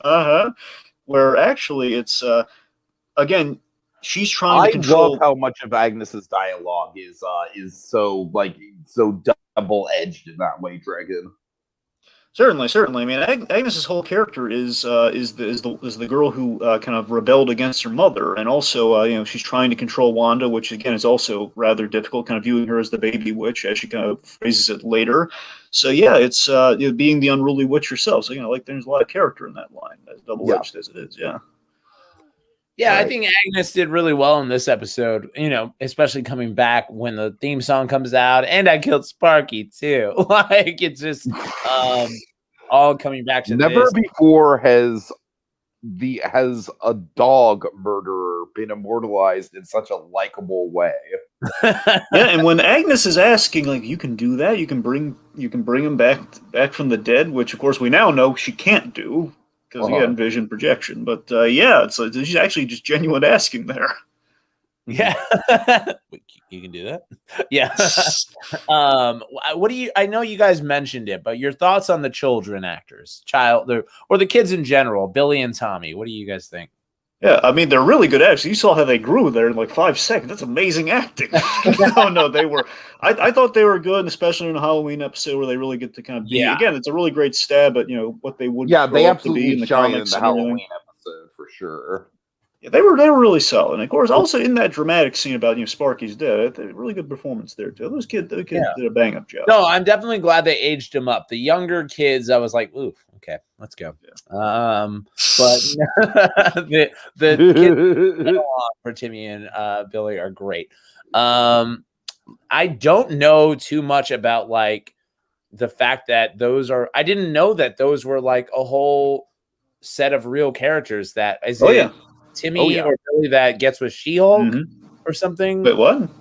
There's like I was just at a comic book store and there was like a comic that was She-Hulk. Oh yeah. No, you're right. It's She-Hulk and Wiccan. I think is that the one? Which is one of the twins, right? Which is Wiccan is Billy. Yeah, the one who has the mind powers. That's right. Wiccan, yeah. And I was just like, whoa, what? This is a real person. Just when I saw that comic, it just blew my like. I was so enthralled with the future of what's going to happen with these characters with the so seeing their origin as these kids in this like I don't know, WandaVision is so special in the fact that it's the first series of Marvel that we get to like have Agatha's origin in it. We have the twins' origin in it. And so it's a much more expanded and I feel a much more attachment to them than some of the characters that get introduced in the movies, if that makes sense, because it's that week-to-week basis and so on. Absolutely. So by the end of this episode, the major we have the ultimate bargain being struck here. So as Wanda is questioning reality, as Vision's asking his role and everything, what am I? You're my husband. You're the father of our children. So Wanda, she's burying her trauma. We're addressing Wanda's buried trauma, where of course enter the biggest form of that trauma that her brother. So just to kind of fully lull her into a sense of false security and to kind of get close to her per Agatha's design. Like, hey, her brother's in town. Who we really spent this episode talking about him like he was dead, because again, for all intents and purposes, he was dead. He was ridden by a sentient robot. And we've recast him. It's a very who's the boss-esque entry. Hey, who's the popsicle? Very Tony Danza. Who's the popsicle? Exactly. And so when now we know him as fake Pietro. When Pietro comes in at the end of this episode, it just opened up this like huge wormhole of speculation of like, is this how they bring the X-Men in? Is this the multiverse? What's going? Like, it was so much of that. The way I read is that she was in so much denial. Her powers just pulled someone from another multiverse. That's the way I kind of read it at the time. I never bought this, really. Really? I was always from the get-go, I was pretty much like, oh, he's probably I just thought it was too good to be true, honestly. And from the get-go, I was kind of like, oh, he's probably a Westview citizen that I assume that Wanda had inadvertently kind of like mind controlled. But, I still think we'll get to the reveal. But a lot of people are freaking out saying that the Pietro reveal like ruins the whole show. And I mean, as far as I'm concerned, I just wanted an answer to Ralph. And so we got the answer to Ralph, and it happened to make fake Pietro a little bit more relevant than he would have been if we hadn't gotten that answer. So, there's this, I mean, the reason and I brought it up at the beginning of this podcast about wrestling and wrestling podcasts. And there's a term they use for wrestling promoters called carnies. Yes, the old carnival barker trick. Yeah. Yes, and that is literally what Marvel did here. They were just freaking carnies with pulling one over. They just know that their fans are like obsessive and that they can like pull all these layers from like. It'd be interesting in a world where we didn't know as much as we know now. As in, like, we know there's a Spider-Man thing that might involve the multiverse. We know there's a movie with multiverse in the title. Ergo, there was no hiding. We know that Wanda is heavily involved in that movie with multiverse in the title. Yeah. Don't Mr. Boner. Exactly, Honeybee. Yep, of course, Growing Pains reference for sure. I did rewatch Growing Pains, Leo. But no, I was just like, I think that Marvel was brilliant. Like, even though they like kind of just pulled a fast one on us, they knew that like there's going to be a million podcasts and speculation and internet videos that go out about what this means and what they did. The board of spec an episode earlier. They know this. Yeah, exactly. Whiteboard. With all the stuff, No, but I mean that's almost good to like put swerves in there. So like there was a line in the documentary going back to that where they say, to have the audience think they're ahead. Like I hear you. Like so the audience thinks they are ahead, and so you're watching it to get satisfied, but then you get swerved, and you're either still satisfied or even more so, or you're pissed off because you think you know better. So whatever the case is, the fact that there's a lot of talk and chatter about it, that's the biggest like advertisement to the show you can have. Certainly. Totally. Also, the ad, just to make sure. I'm pretty sure Honeybee's talking about the next episode, which has a very memorable ad, but I think just to cover this one as well before we forget about it. Honestly, one of my favorite products, just very simple. Lagos paper towels. Oh no, yeah, the cleaning up messes, Dragon. Definitely the most memorable with the island and the shark and all that stuff. Yeah, that's next episode. This one's the paper towels, where it's pretty much, of course, the really traumatizing event for her, where she's essentially the big catastrophic event that happens at the top of Civil War that creates the Accords. Wanda, she split up the Avengers technically. She's well, for the most part, yeah. I mean, she drew the legal lines in the sand. So but again, all because of Lagos. All right, real quick, what's y'all's favorite Marvel movie thus far? Oh, easily. It's Captain America Winter Soldier. Wow. Guardians.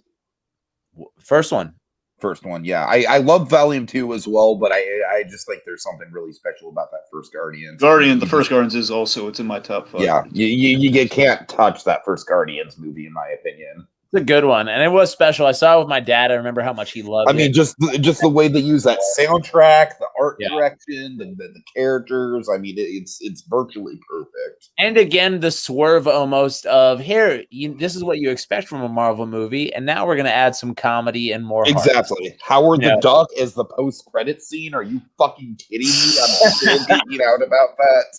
The opening credits of Guardians that's my favorite part of that movie. It's so perfect. Also, speaking of opening credits, so I can get this in here once. I always love. Well, I mean, you know this already, Jess. I love the end credits of the show so much, and the Chris Beck theme. Chris Beck, the guy who did the Ant-Man theme too, by the way. Excellent. It's so intense, like the coloring. Wait, what are you saying? You love the end credits of what? Of WandaVision, the end credits of WandaVision. Exactly. It's great. It's really again. So you're so sucked in. You got that Chris Beck score, the guy who did the theme for Ant-Man. I love the end credits too. I just hate that every time the end credits starts, I'm like, 7 minutes are left. No, it's because of that stupid. Okay, so it's not. Yeah, we have touched on that. Oh, God. Yeah, I hate the way. I'm like, Disney Plus, bro. It's not actually 7 minutes. That's because they have the stupid every dub that is on Disney Plus gets its own set of credits. Which is those are the boring credits. I mean, there's credits and then there's boring credits. Those are the boring credits. No one cares.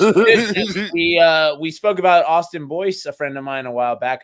I need to figure out what show it is, but she just booked a VO of a lead. So basically, she's going to be dubbing a show. I don't even know what show it is yet, but she's the lead dubbing it for like an international language or something. Yeah. Oh, nice. So very interesting. Like, yeah. So give those people the credit. Come on. Honeybee, I've also watched paper towel ads. The quilted quick picker upper bounty. Yeah, there you go. I've also determined that like Mr. Clean would be a really fun Halloween costume. Why? I don't know. Just like I've already shaved my head once for a Halloween costume. But you'd shave your head for Mr. Clean. I'd shave my head for Mr. Clean. Why would you? Who would shave their head for Mr. Clean? Anyway, I don't know. I just think it'd be fun. The answer is Tiki. All right, Yeah. fine. No, you're right. That's sound logic. I get it now. I'd probably just end up looking like John Locke from Lost, but whatever. All right, fine. Wait, okay, here's another question I have before we move on to the next episode, boys. Okay. You guys have pimped out 2 names in your speculation on your WandaVision traditional podcast that you did, plus an us plug. Go listen to it now if you haven't already and want a more deep dive. But what is the speculation on Bryan Cranston and John Krasinski that you guys have mentioned boy. times? Well, Cranston, I feel like, is just like he's a huge name. Dragon is very much I'm a huge Cranston fanboy. Cranston's my go-to guy. It's like kind of Kevin Smith saying Affleck can play anything, even the shark in Jaws. It's pretty much Cranston's my version of that. And I'm more reserved on Cranston because he's yet to really wow me post Breaking Bad. Because he hasn't seen Your Honor, but that's Wow. Fair enough. Did you watch The Incredible Ivan yet? Or I did. No, I need to watch that too. Yeah, that's not gonna sell you on Cranston. He's fine in it, but it's not like a breakout performance or anything. Well, I mean, Dragon said good. No, it's solid. Josh, I'm just I don't think if you weren't sold on Breaking Bad, then you're not gonna be sold. On no, I'm very sold on Breaking Bad. Breaking Bad, he's phenomenal, and I think as a comedic actor, he's phenomenal. I'm just not sure he has a lot of range to do a character that's not like Walter White again, as far as drama is concerned. But is there actually any truth to John Krasinski playing Mr. Fantastic or Bryan Cranston playing John Krasinski as Mr. Fantastic is heavily rumored. But the big thing that people were speculating is that we figured we were going to get an Office episode. And also, we had that stupid thing with. By the way, I like fake Pietro is fine. I really thought that the whole Monica, Josh, this is what stuck in my craw about Monica Rambeau. All right, the whole I know an aerospace engineer. Who can help. It was. I hated that shit, man. That shit had no payoff. Here's the problem with that. The problem with that is. Because that perfectly tees up the Fantastic Four's introduction to the MCU in a way that we never considered, which would have worked wonders. And again, the big fan casting, that makes a lot of sense. Plus, kind of maybe a husband-wife do. Plus, it probably would have happened. Probably would have happened in episode 7. Episode 7 was the fucking Office episode. It would have been perfect. Well, okay. So, what if the Fantastic Four are introduced, and since Captain America's dead, that we get him playing the Human Torch? Well, Cap's not dead, technically. Yeah. Well, what if we get Chris Evans playing the Human Torch one more time? They almost had that happen in Deadpool. Fun in a multiverse kind of way, I'll admit. Yeah. I would be down for seeing it in the multiverse. I never even watched. Wasn't there a more recent one where Michael Jordan was the Human Torch? Michael B. Jordan. Yeah.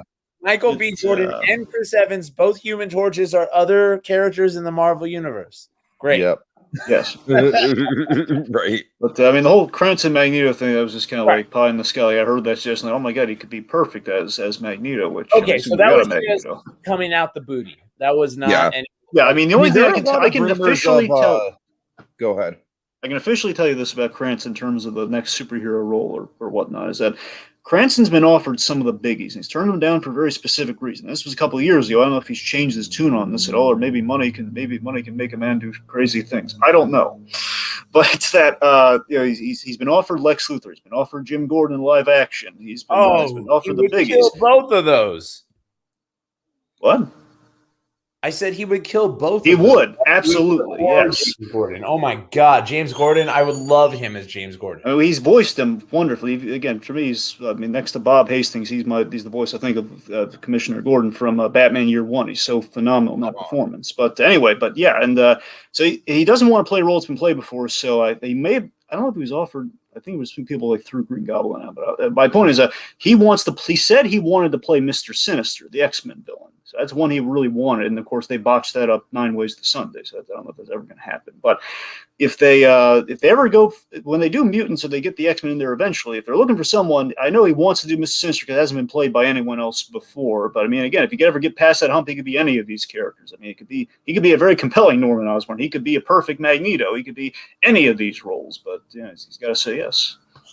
Yeah, who knows I don't know what his deal is. Like, why would you choose to do Ivan the Incredible, or the Incredible Ivan versus any of those things? I don't get it. So, yeah, I've said it before. I'll say it again. Giancarlo Esposito is having the post-Breaking Bad career we all thought that Bryan Cranston was going to have. Someone threw out Giancarlo Esposito as Magneto, which that's an even better idea. Ooh, yes, I like that's that. Amazing. Yeah. Yeah, I think I'm excited for when they have to recast all the mutants. I really hope that they just recast them, because if I don't want a mix of old, that's the one thing with Fake Pietro, is that it would have been messy. It would have been. It's like, okay, does this mean that we get like can Patrick Stewart now come on, even though he's not in that timeline? You know what I mean? Yeah. So no, I get it. Okay, well, but yeah, so very special episode. The ending was great, like a lot of heart to it. With the dog, like I don't know, like I feel like Elizabeth Olsen just delivered on all these moments, no matter what was asked of her, she delivered. And speaking of Elizabeth Olsen delivering, one of my favorite moments of the episode is her coming out of the hex for the first time in the show, and I love that moment just because it's like, oh shit, okay, like we are dealing with a powerhouse here. And the accent. I really think that's the first Scarlet Witch villain moment that we've seen in the MCU, I think. And actually, a little bit of a nod to Magneto when she turns the gun. Sure, absolutely. Absolutely. And just with that, too, I love that. So we have this great payoff for the accent when we get to episode 8, but I love that she kind of goes back to how she sounded in Ultron when she was kind of at her most villainous. So that's she's kind of threatening back with the deep Sokovian. So it's kind of nice. Yeah, I think the accent comes out the more angry she gets, and I love that about her performance. Well, my theory with the accents, the tee up, so we don't have to cover it later, I guess, a little bit, is that I love that the accent was kind of, the more comfortable she is, the less the accent is, because again, comfort is associated with learning English through sitcoms. Therefore, like she's comfort and kind of living the kind of a good life. It's like it's gone. Sure. But when when things are at their worst and most despair, or she's getting really angry and more villainous, then it's back with a vengeance. So we've kind of isolated. Why is it always all over the place in these movies? Well, now we know, because the more in love with Vision she was, the more it went away as the movies went on. Basically, she didn't want to do it anymore. That's kind of what it did. Does the same apply to Harley? I don't get it. You'd think. Just kidding. All right. Okay, that brings us to 6 then. Let's talk about our favorites, Joshy boy. Let's talk about episode 6. All new Halloween Spooktacular. Okay. The reason this episode is my favorite is, like I said, the last episode took the show into like the upper echelon. We're now in the middle. We're just in full swing of everything. And it's so crazy because when you're in a show like this where there's so much speculation, you're never going to be fully satisfied with the ending, no matter what. Like, there's just too many variables, too many things you wish could happen that, that even if you're surprised, it might not be what you wanted. Even if it's what you wanted, it might not be like the way you envisioned it in your head, whatever. And the Halloween episode, we're in full swing. We got fake Pietro before we even knew it was fake Pietro. So we're still Pietro, what's going on. Pietro. And it was just like, it's rare that you recognize the show you're binging is amazing because you're binging it. But when it was week to week, the show, I had to take a step back. And so I couldn't wait for this episode. Yeah. I was ready for the next one as soon as this one was over. It was just, I don't think my fandom or hype was at a higher point than when this came out. I'm in somewhat of a similar boat because this one, this is my most anticipated because this is the one thing they glimpsed in the advertising. It really caught my eye. Like, oh my God, we put them in the costumes and it's Halloween. I can't wait to get to this Halloween episode. Ever since the 4th episode onwards, like, maybe this will be the week. And episode 5, maybe this will be the week. And then finally it happened. We put them in the suits, and it was It was excellent. Just I love how the MCU and like the Netflix shows, they kind of throw you these bones sometimes where you put them in the full-on like perfect iteration of said costume, you know? Mm-hmm. And just seeing her, because, you know, she's always dreaded this outfit because, you know, the Scarlet Witch always one of the great designs in comics, but not exactly the most functional in live action to an actress, I'm sure. So we kind of got that in one episode, and later on we do the refined, even better, like tactical version of it by the end of things. So seeing her and Vision in their iconic suits, but even better, like I was expecting that, but what got even better was we got Quicksilver in his outfit. I never expected that, and that was amazing. And it's Evan Peters in the comic. In the very comic with the pointy hair and everything. Yeah. Some people speculate Mephisto, but still, it's like he's got the old Quicksilver points, and we put the kids in their costumes. It was amazing. It was cool. So, I mean, that's how, I don't know where I've seen putting them in the costumes for a costume party before, but it's brilliant. It's brilliant, damn it. Tiki, what's going on with this white screen? We lost visual. Honeybee just freaking. Oh, my bad. I'm blind over here. There we go. I need me on TV, baby. No, but yeah, Dragon, I agree with everything you're saying. I thought this was.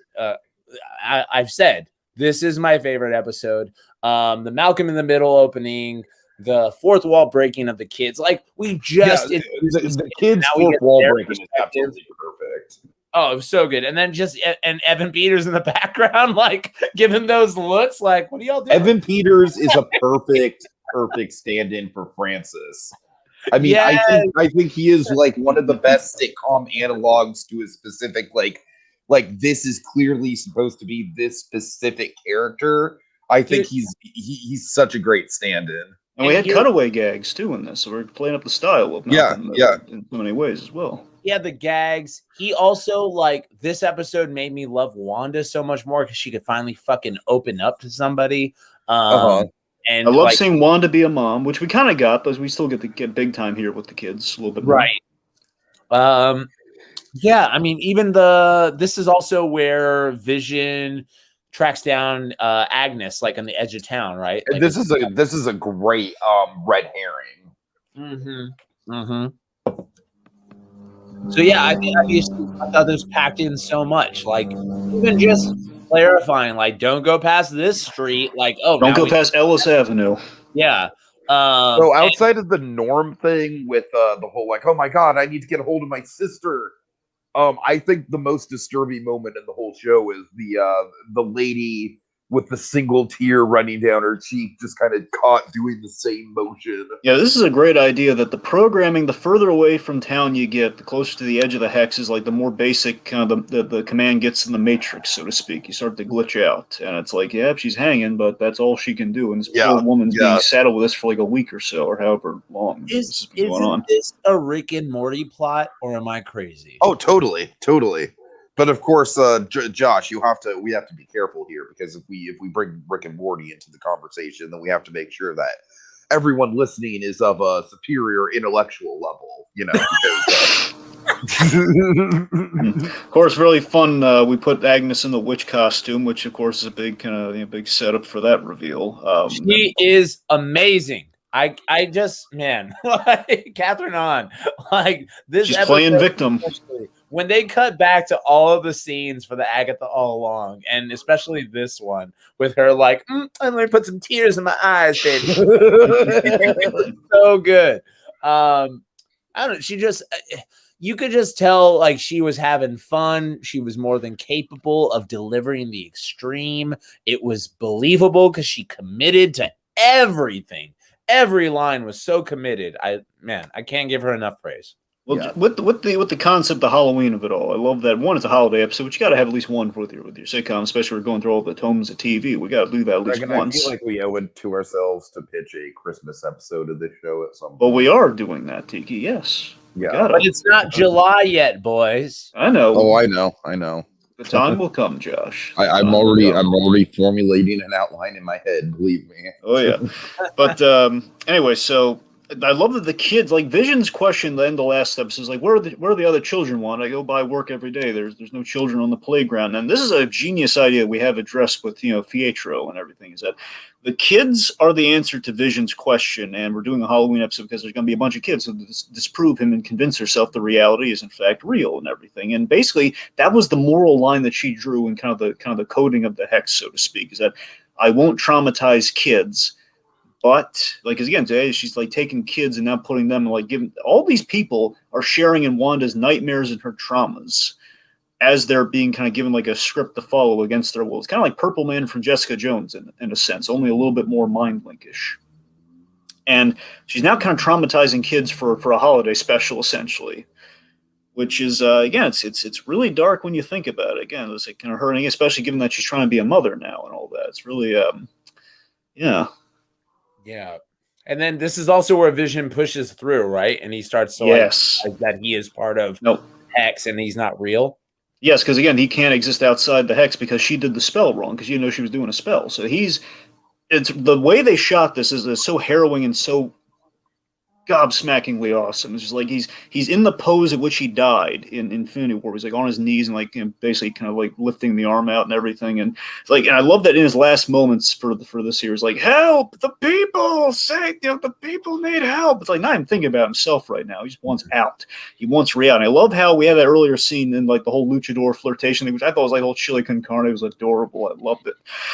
We have like a flirtatious moment like that where again he's pushing against Wanda here, like, hey, be good. I'm going to go. I'm not going to stick around. I'm not going to let you tell me what to do here. So, again, he's kind of trying to elicit some trust now. Like, okay, I got to find this out for myself. I'm not going to be under your control because I can't fully trust you. I love you, but I don't trust you right now. So it's kind of all that leading to this point that he's just in utter agony, and Wanda has to save his bacon by expanding the Hex in a really huge, awesome display of power, which, again, we speculated, Josh, we speculated that was going to be the big – that Hex pushed globally could be that's our multiverse, that's our Doctor Strange dilemma, which they haven't gone there quite yet, but they've opened the door for it. Yeah. When the Hex was expanding at the end of this episode, it was like, oh shit, what's next? Like Darcy getting no, this isn't what Darcy is. Yes, it is. This is where Darcy is stuck. Yeah, Darcy's stuck. She's like saying, help him, what are you, mother? We learned Hayward's really a prick. I mean, we already knew he was a bag, and he's like a big fat jerk. And he's just all these shady, he's just acting shady as all get out. He's done these shady dealings to keep the lights on. And all this sort of stuff. And of course, Operation Cataract, which essentially is the White Vision project. Get it? White Vision. Cataract. Okay. But yeah, we're obscuring what that Vision seeing, what he knows about himself. Therefore, it's got to be cat. Well, they get it. But yeah, it's and also of course Wanda, she blasts the troublemaker that is as she kind of knows instinctually. Now that is not my brother. My brother would never say these horrible things. Sitcom trope, Mr. Sitcom trope, little fourth wall sitcom trope, overplayed his hand, so he gets blasted into the tombstones because he was never alive to begin with. Well, in the character that he's playing, the actual guy, obviously Ralph, he's living and breathing. We'll get to that. That got me sad. Then the next episode had that cliffhanger or post-credits scene that made me hyped. Then I got sad again. But yeah. I will say that post-credits scene you brought up is probably one of the dumbest things in the whole show, I think.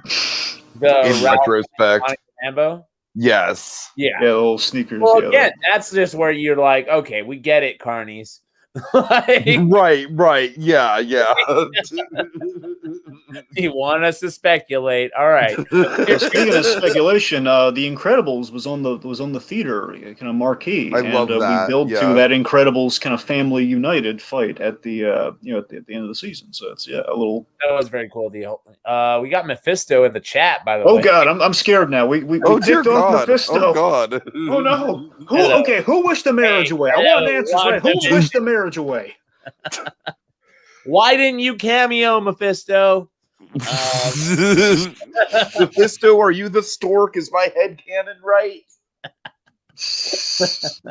Okay, were you the bunny? Mephisto, were you Nicholas Scratch? Were you that bunny? No. Oh God. Okay, anyway, so Honeybee really wants to talk about the ad, which is probably one of the two most important ads in the entire. This ad is so freaking authentic to the I mean, 90s, I man. think that we're just of the generation that this was our childhood. Oh, absolutely, no question. But I'm just saying it's super authentic, though. I have Wanda's children, says Mephisto. Amazing.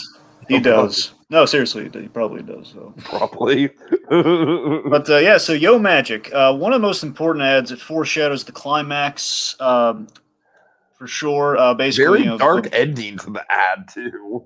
Yes, which essentially happens to Wanda. Remember, we're sucking the life force away from Wanda in that battle. So she had she lost that fight, she would have become that skeleton. She would have become that kid on the island. Of course, this whole basically the premise of we're siphoning off the magic with the promise of empty happiness. It's like, hey, this is everything you want, but it's not real. You'll never be able to enjoy it. Therefore, you die of starvation. Really dark stuff. But again, artfully done within a cheesy early 2000s commercial. Right. Totally. I thought that this was my favorite ad. It was the most memorable for sure. I think that the freaking claymation shark, man. I mean, if that is not the most 90s thing ever.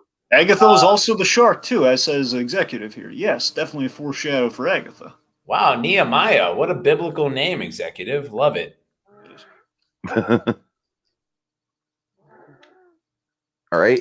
Sweet. Moving on to past my favorite episode where the show took a downward spiral. Yeah, I think this is everyone's favorite. Not downhill, but like it was like that was where I was the most. It's not bad per se, but like it's not great. It's definitively it's not the least favorite because it has the most memorable element of any of the episodes. No, but that's the only thing it has going for it. Yeah. I mean, if it weren't for Agatha all along, what the hell would this episode even be, honestly? Okay, well, so we're in the depression stage full on for this episode, and also in the 2010s, which in some respects is kind of... And maybe it's the fact that I don't care for this style of sitcom. I mean, I'm sure that has something to do with my dislike of this episode. I think more people I think we all wanted The Office, and we didn't quite get that, so maybe that's... I think that's a sense of maybe the crestfallen... And they could have had Vision at the Office! I know, I hear you. I know. But here's my favorite thing about it, though. I love just with the choice of like doing the documentary style sitcom, which was inevitability. It's a question of which one they're going to lean into. Is I love that it mirrors the evolution of television as we go forward. We're closer. Some fourth wall stuff, as the title implies. I'm sorry. Yeah, in doing so, we are closer to reality, which is where Wanda needs to get at the end of the day. So I thought that was like a genius. Like, yeah, we would have to end up there in terms of like going by the errors and what again, it mirrors like the progression of TV and what Wanda needs to do for characters. It's really cool. And also Elizabeth Olsen channeling Claire from Modern Family, channeling Julie Bowen perfectly. Oh yeah. Yeah, I honestly I haven't even watched Modern Family. I've been wanting to. I know, me too, but it doesn't. I haven't watched it, but I've seen enough. I think it's on Peacock. Are you not a Peacock subscriber? Wait, is it all on Peacock? It's just all on Peacock. They just added it all. Josh, Josh, I've got my Hulu, I've got my Netflix, I've got my Disney Plus, I've got my Amazon Prime. I can't afford everything, buddy. Hey, bro, Plus and us even starting a war in the process. Right. Starting a war, yeah. You got to get Paramount now. Yeah. Well, the one thing that is kind of because Paramount has all the CBS All Access stuff, right? Correct. Yes, which includes All Rise. Support your boy. Yeah, I saw that episode, Josh. I saw what you did in that one. But that also includes Survivor, which I'm a big nerd for, and I go back and rewatch all the time. So it would be nice. Honestly, I threw on. I don't even know if you guys remember this. I threw on Rocket Power the other day, and I was. Don't get me started on fucking Rocket Power. I can't shut this guy up about Rocket Power. No, you really can't. On a mission, action kids. This guy's going burgers. This guy's getting from the Shore Shack exclusively. Anyways, go get that Paramount Plus if you want some Rocket Power in your life. You want some and the Avatar, all the Avatar stuff. How much is Paramount Plus, Josh? It's free for the first 30 days, my friend. That's all I know. So you don't know afterwards. Hey, yeah, I honestly, I'm just like I gotta test it out first 30 days. Right. I got to keep up to date with these new. Oh fuck me! I'm signing up for it. It doesn't have me there until Frasier and the Avatar stuff. That's going to be my 30-day trial. Is Frasier's on Peacock, which I don't get why it's going to Paramount. I don't understand. That's weird. Yeah. I don't get it either. I just mean when they do this revival, your only place you're going to be able to watch it is Paramount. That's when they're going to have me, because I already have the series in box set and everything, and plus it comes on every day on Hallmark. So yeah. I'm down for when Frasier gets rebooted, I'll do the weekly cast with y'all. I'm a big. I hate that I'm such a. I love Frasier. I love Frasier too. And if David Hyde Pierce isn't on it, I'm out. You know our old white man analogy, right? You know the whole like we're David Hyde Pierce skiing. Every time we use like how culturally boring we are, we always use we're David Hyde Pierce skiing. Oh, God. Guys, please, you're making me choke on my blood orange cider here. Okay. So I think we've covered how amazing episode 6 is. But going into 7, breaking the fourth wall. No, we already kind of started there, but we got so sidetracked. Just got to refocus there. Okay. It tends to be the case when I jump on these things with y'all. Apologies to the audience. We did have like the Office opening too, like the whole basically Wanda getting a little self-reflective, less Vision, more all Wanda. Like, hey, my name is Wanda, and all that sort of like all these kind of set to kind of an Office-y sort of music. Wanda's emotional state, she's getting very. Wanda's emotional state is resulting in the instability of the hex. It feels like like everything's changing from all the decades and everything. Lost picture. Let's see. No, take it with lost picture. Oh, sorry. I wish I started a timer to see how long it would take you to say that, Dragon. I was hoping he got it, but I was like, okay, I'm going to finish my thing. I could hear you losing your thought, and I'm like, great. Well, the documentary style, though, I love that chilling moment in the documentary style. You never see this. I mean, very coyly have we ever done it on The Office. Like, you never do this, where it's you just have the other voice, which, by the way, is Catherine. I'm pretty sure it's Catherine Hahn just pitched down, given the reveal. Maybe this is what you deserve. What you're not supposed to talk. It's like, oh god, it's so menacing. Well, there were those Office episodes where Jenna and the sound guy were kind of hooking up, right? Well, I wouldn't phrase it like that, Josh, but sure. We have those moments. I mean, very rare, like again, like towards like the kind of after they jumped the shark era of The Office. After like when we interact with them a little bit more. Yeah, you might say the James Spader years. Yeah. I think James Spader, that's the life rat. Then after that, we completely go downhill. I think after Spader, we completely lose it. Yeah, no, I feel like that. Yeah, that was a great. I love when she was like, "Wait, you're not supposed to." There's so many moments that in this show that make you just go, "Wait, what?" Like, and that was the beautiful thing about it. Like, that's why I'm not mad about the misdirections or the swerves, because I feel like when you're going into a show like this, that's a mystery. You need to have those misdirections. Otherwise, it is too predictable and you lose interest, and I'd be out of it. Like, I don't want to be so ahead of the show that I know everything that's about to happen. I want yeah. So I like that they're like having these threads that they're weaving. And, I'm the type of person that I like to like pick up every ball that I put on the court. But, I'm down. I have never made a show like this where it's like, no, it's mystery. We need speculation. We need them to think about what's going to happen and be wrong while still being interested. So it's really, I give them credit for it. On the comedic side of things, Vision and all this, of course, he has the hilarious realization that he's hey, what am I doing here? As he's stuck in traffic. I love Vision pulling off the microphone. That will never. That was great.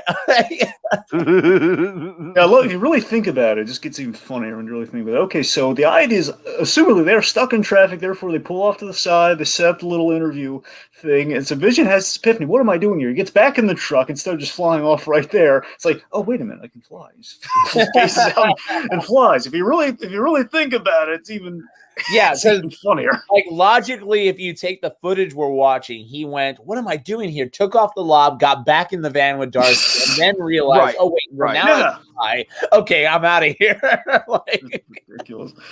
Speaking of which, Darcy, I love that again with the Modern Family. Darcy, again, I really want to watch more of that show. But Darcy's kind of acting. One, we have like the added benefit of another sitcom town. You have Kat Dennings kind of channeling more of her Two Broke Girls comedy within kind of the I was hexed hoping we get Darcy. her in the. I was hoping we get her in the actual the Two Broke Girls get up, but yeah, but we need a diner for that. Yeah, I mean, that would have been good, but it's just probably unnecessary. Like they probably didn't even want to confuse the properties. Plus, there or- might be a rights issue. Or something, there probably is a rights issue because I believe that is a Paramount show. Ooh. Speaking of rights issues, You could probably watch you could probably watch Two Broke Girls on Paramount Plus. Speaking of rights and all that, I know we're not there yet. It's the next episode, but good God, the fact that they got the rights to all those shows that they pull out of that case. Yeah. Holy shit. That was amazing. I know where they got the rights for one. They actually consulted with Dick Van Dyke. So that's how they got that. Well, they got that. They own Malcolm in the Middle because Disney owns Fox. So sure. I love it. We made Cranston. We also had a little heartfelt connection with Cranston in the show, one form or another. He was in it. There we go. That's why we had that Malcolm in the Middle episode because Cranston was a very impactful memory for him in that scene. Man. I want an Avengers sitcom where they emulate like all the Seinfeld, Friends, like just all of the more like non-family sitcoms. Yeah. That'd be great. Well, I want the Iron Man version of Curb Your Enthusiasm. Or honestly, Hawkeye's version of Curb Your Enthusiasm might be funnier. That would be amazing. Okay, sorry. Getting off topic. So yeah, all the fourth wall breaks. I agree with you though, Tiki, of how you're saying like this isn't my cup of tea as well. Especially again, I haven't even watched Modern Family. I've watched The Office. I like The Office. This didn't emulate The Office. It is the fourth wall breaking. I don't even like The Office is fine, but for me, I'm kind of a little overexposed to it in my little armchair Imagineering community. It gets quoted endlessly, so. I declare bankruptcy.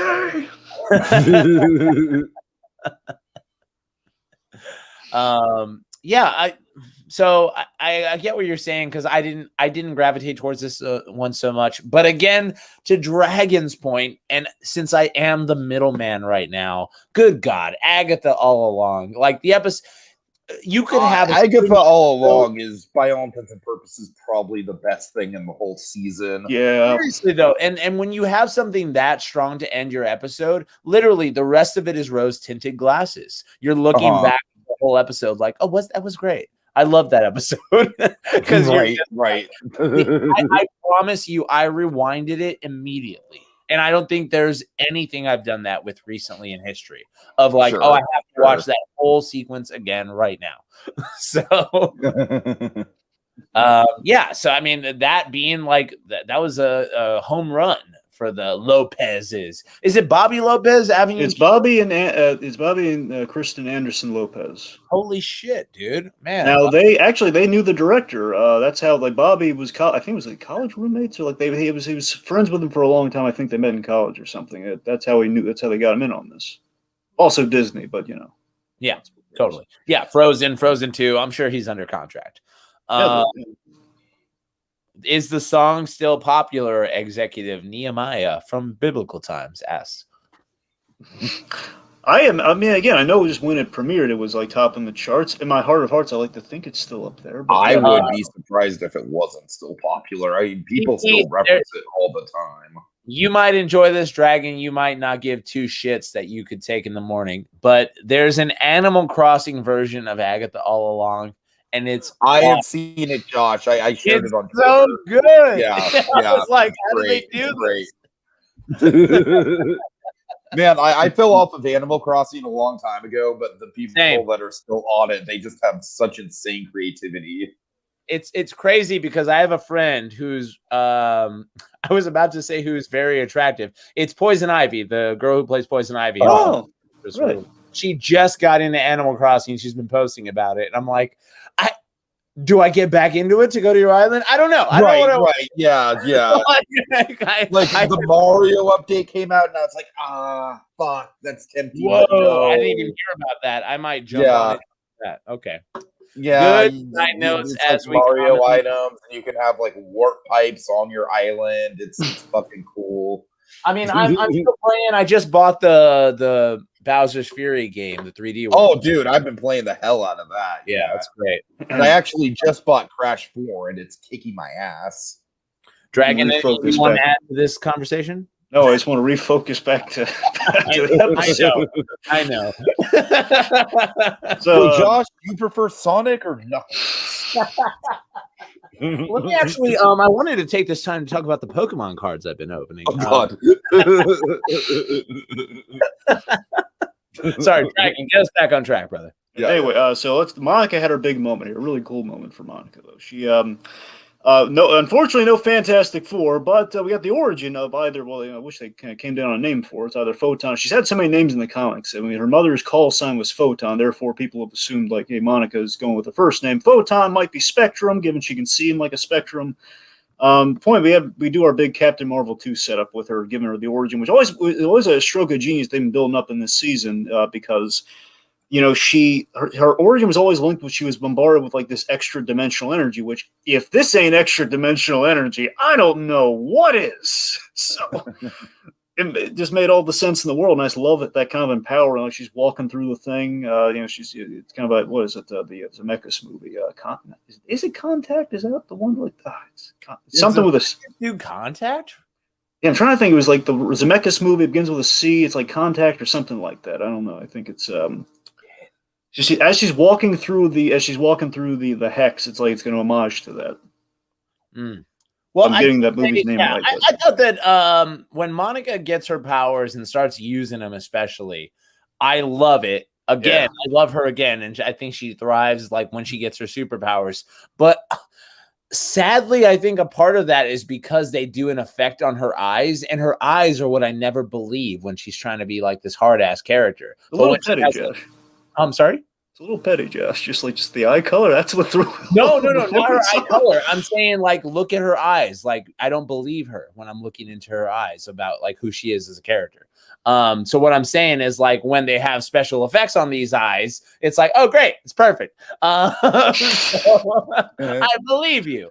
No, I think that when she starts getting into like the more, this is what I mean. It's like I feel like this actor thrives in the more extra stuff, like when she's either playing like a really ridiculous character in the sitcom world, or when she's playing like this would never happen in real life, having superpowers. Like I buy it when she's playing these types of things. I don't buy her when she is a real person. Yeah. Gotcha. So yeah, I love her risking life and limb to save the day, because again, this thing could kill her for all she knows before she gets powers. And again, she's doing all this to save Wanda, so she's not labeled the villain. So Hayward doesn't get the last laugh, and she has that beautiful speech to her about like, this is all the loss and everything we've incurred. Like that's my truth, man. You can't change that. And it's trying to get that through her. It's really. I love the thing you brought out about Monica Rambeau in the week to week about how she's the only one that can identify with Wanda because of the loss of her mother, the loss of Vision, like that identifier. The character of Monica Rambeau, I love. Don't ever get me wrong on that. I'm full for it. So I want it to keep going with like the story that we're telling. So for sure, and I think that's a great part of it. So also, we caught Vision up to everything. They were really going through some dark, depressing kind of like strife before they kind of reached the end of their epiphanies by the end of this show. Is that, she's confronting that I think everything is meaningless right now to her kids, which is really sad. And then Vision's kind of dealing with kind of the revelation that I'm a lie, I'm a memory, I'm not a real person. Yeah. This episode also benefits from the whole Dragon Ball Z element of Goku's on the way.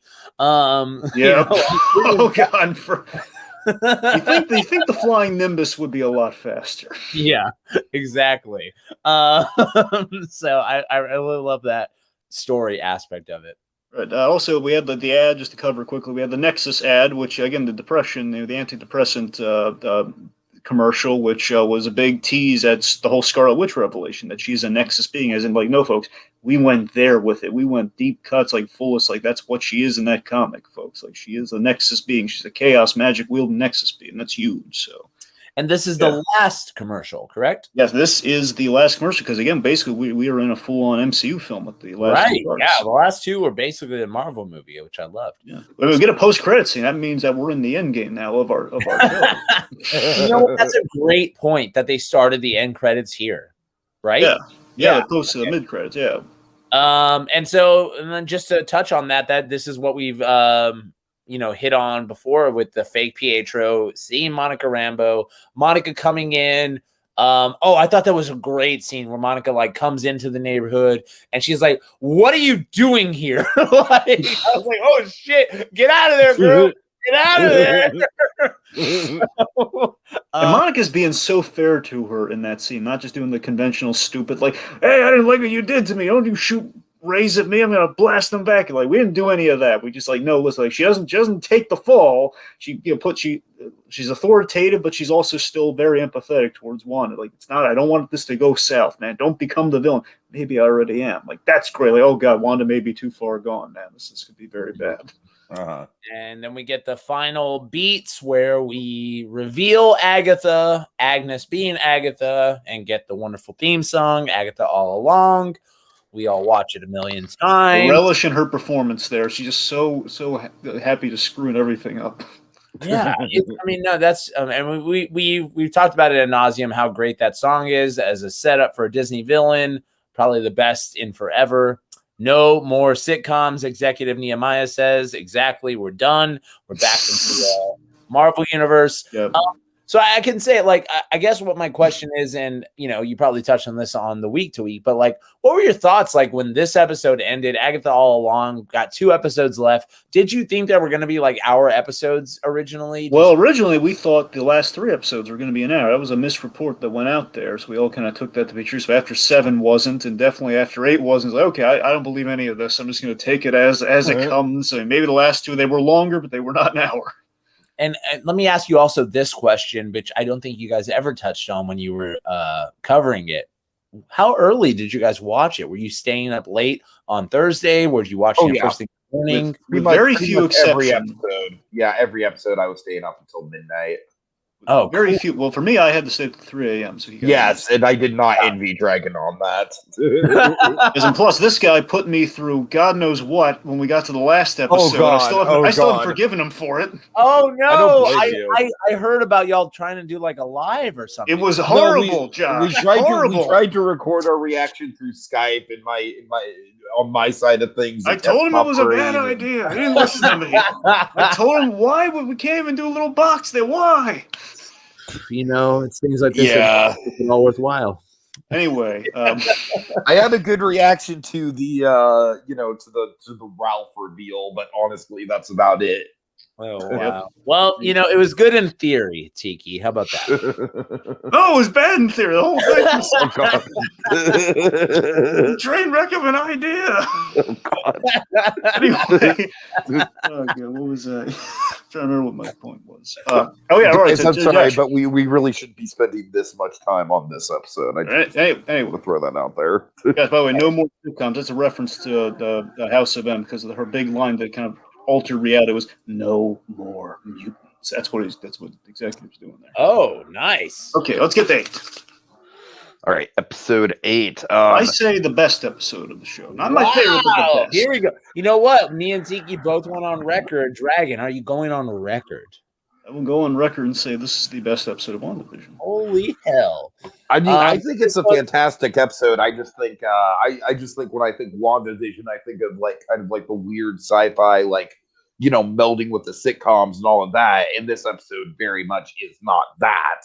True. But it's still a fantastic episode of television for sure. It is a great, it is a great episode. You still have the idea that the finale could be this amazing, epic, best thing ever.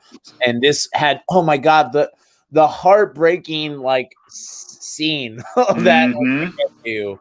I mean, we're not gonna breaking this down, but we can just. It's just all the feels with Wanda. It's just all the feels. Yeah, all the feels. The reveal, of why we're watching these sitcoms, and making it I didn't expect nor need this backstory to justify everything. The fact that it did made the whole show special and impactful and a character study, and yeah. I think you're right on. This is an amazing episode, Dragon.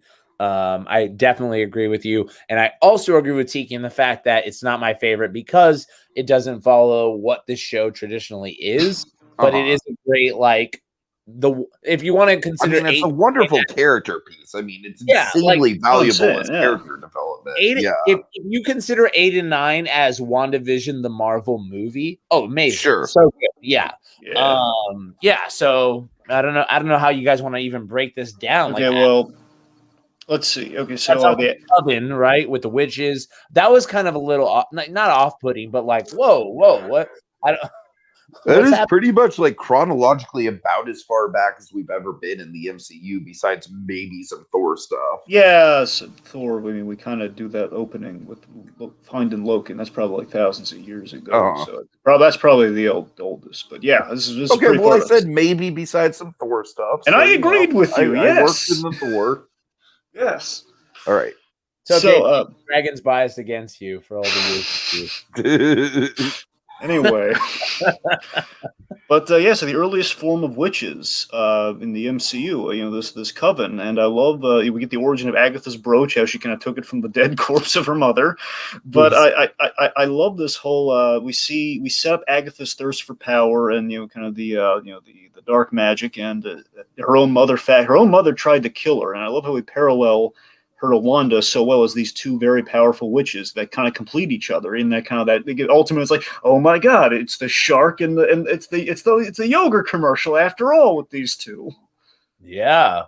I mean, really, even like the kid going into that skeleton, the sucking of life that comes in this episode, like, it just kind of really puts all that. I don't know. When I saw the witches, like I just didn't expect it to go to such a dark and magical term, like like almost getting like demonic or what, dealing with dark magic and things like that. Usually like the idea of supernatural powers for superheroes comes from like a more fantastical point of view, right? Like it's not like the dark arts, right? So I and again, this is because I have no knowledge of where these characters come from, so this was all new to me. I was a little off put by the whole witches thing, and as the episode went on, I got way more on board for sure, though. Like seeing Wanda go steal Vision, all of those scenes. Oh my god, the heartbreaking scene between Vision and Wanda in this episode. Holy cow. So the Catherine Hahn's best performance too, I felt, was in this episode. She's so cocky and fun as as she navigates and color commentates through Wanda's tragedies in life. Yeah. It's just so it's almost like a Ghost of Christmas Past kind of thing. Very much so, yes. Yeah. And again, perhaps some Christmas in July fodder, we'll find out. But making me spit up my cider. But yeah, I love that. Wanda's ultimately she's kind of taken the magic school with stuff like the runes, and she's being tossed around like a rag doll. I love how the runes come back. It's an excellent resolution. Yep. Again, kind of taken through the past by Agatha, who essentially is her mentor. She's kind of reluctantly taught by her in these two episodes. As we already kind of covered, we have like the sitcom origin, which is really kind of a beautiful kind of way they've worked that in there with all the DVDs and the box sets got me where I live now. I'm all about those box sets. Like, yeah.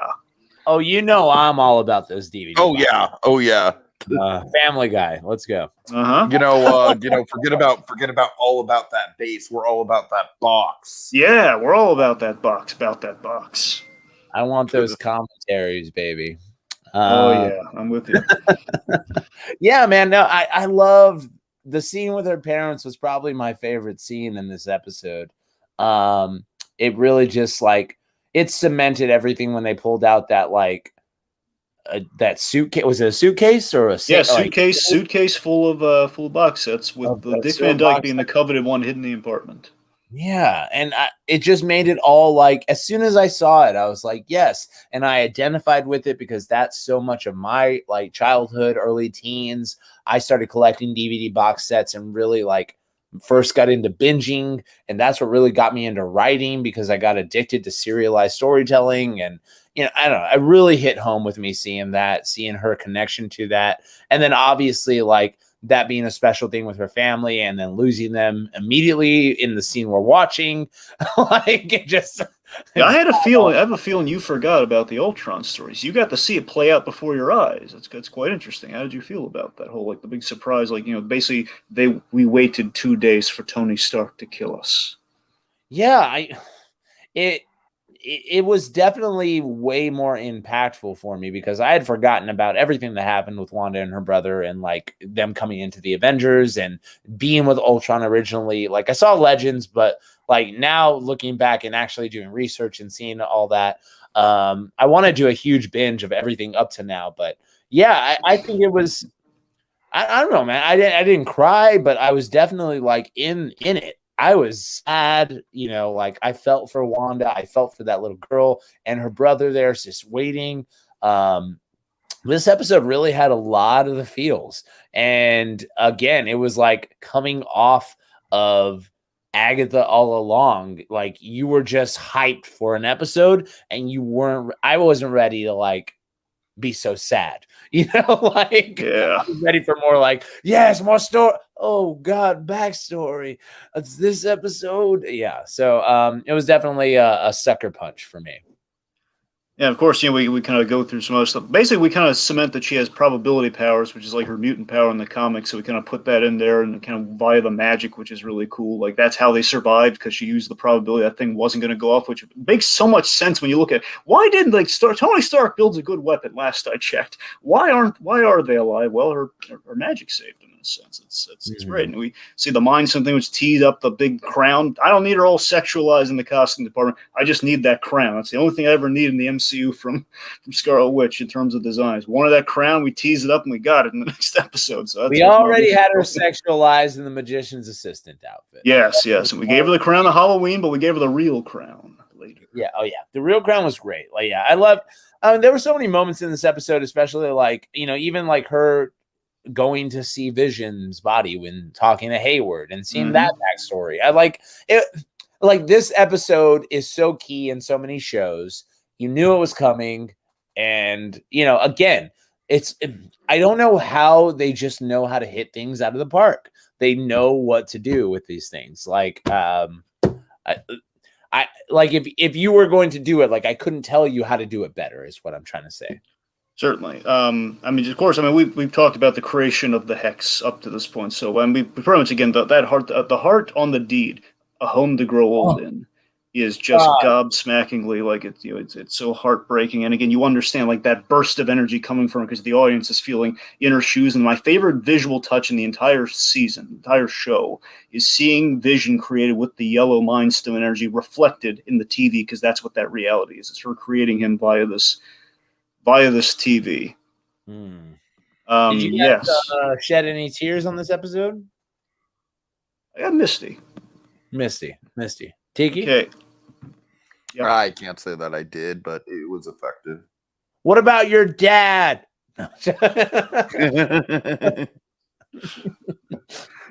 I mean, my dad's watched, he's a big Marvel guy. So just this whole show in general was pretty impressive for him.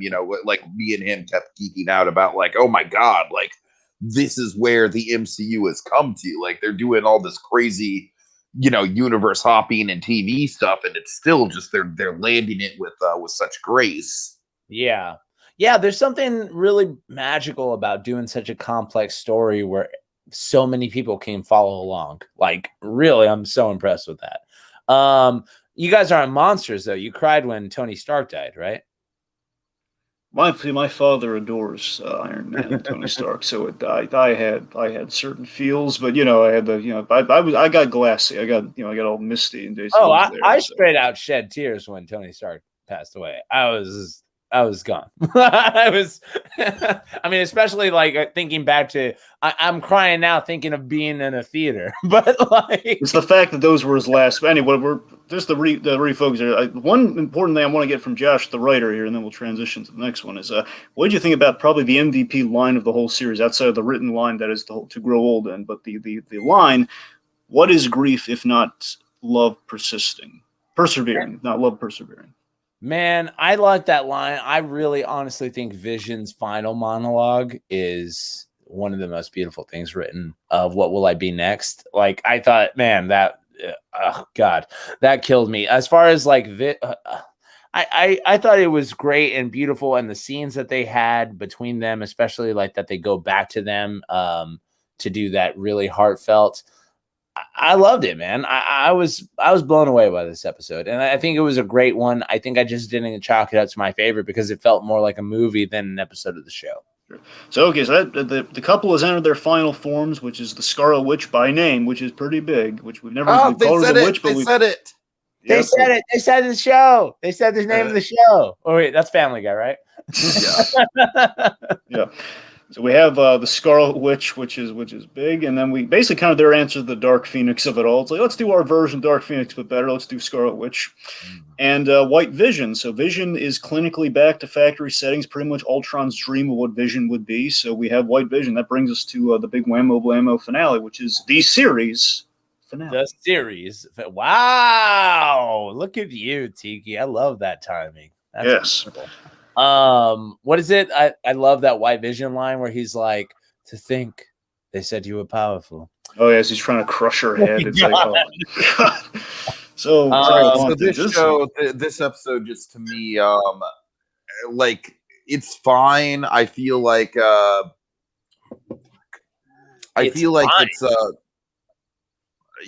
just kind of resorts to it kind of goes off the rails in terms of hey, here's this witch fighting this other witch in the sky, and here's this robot fighting this other robot in the sky.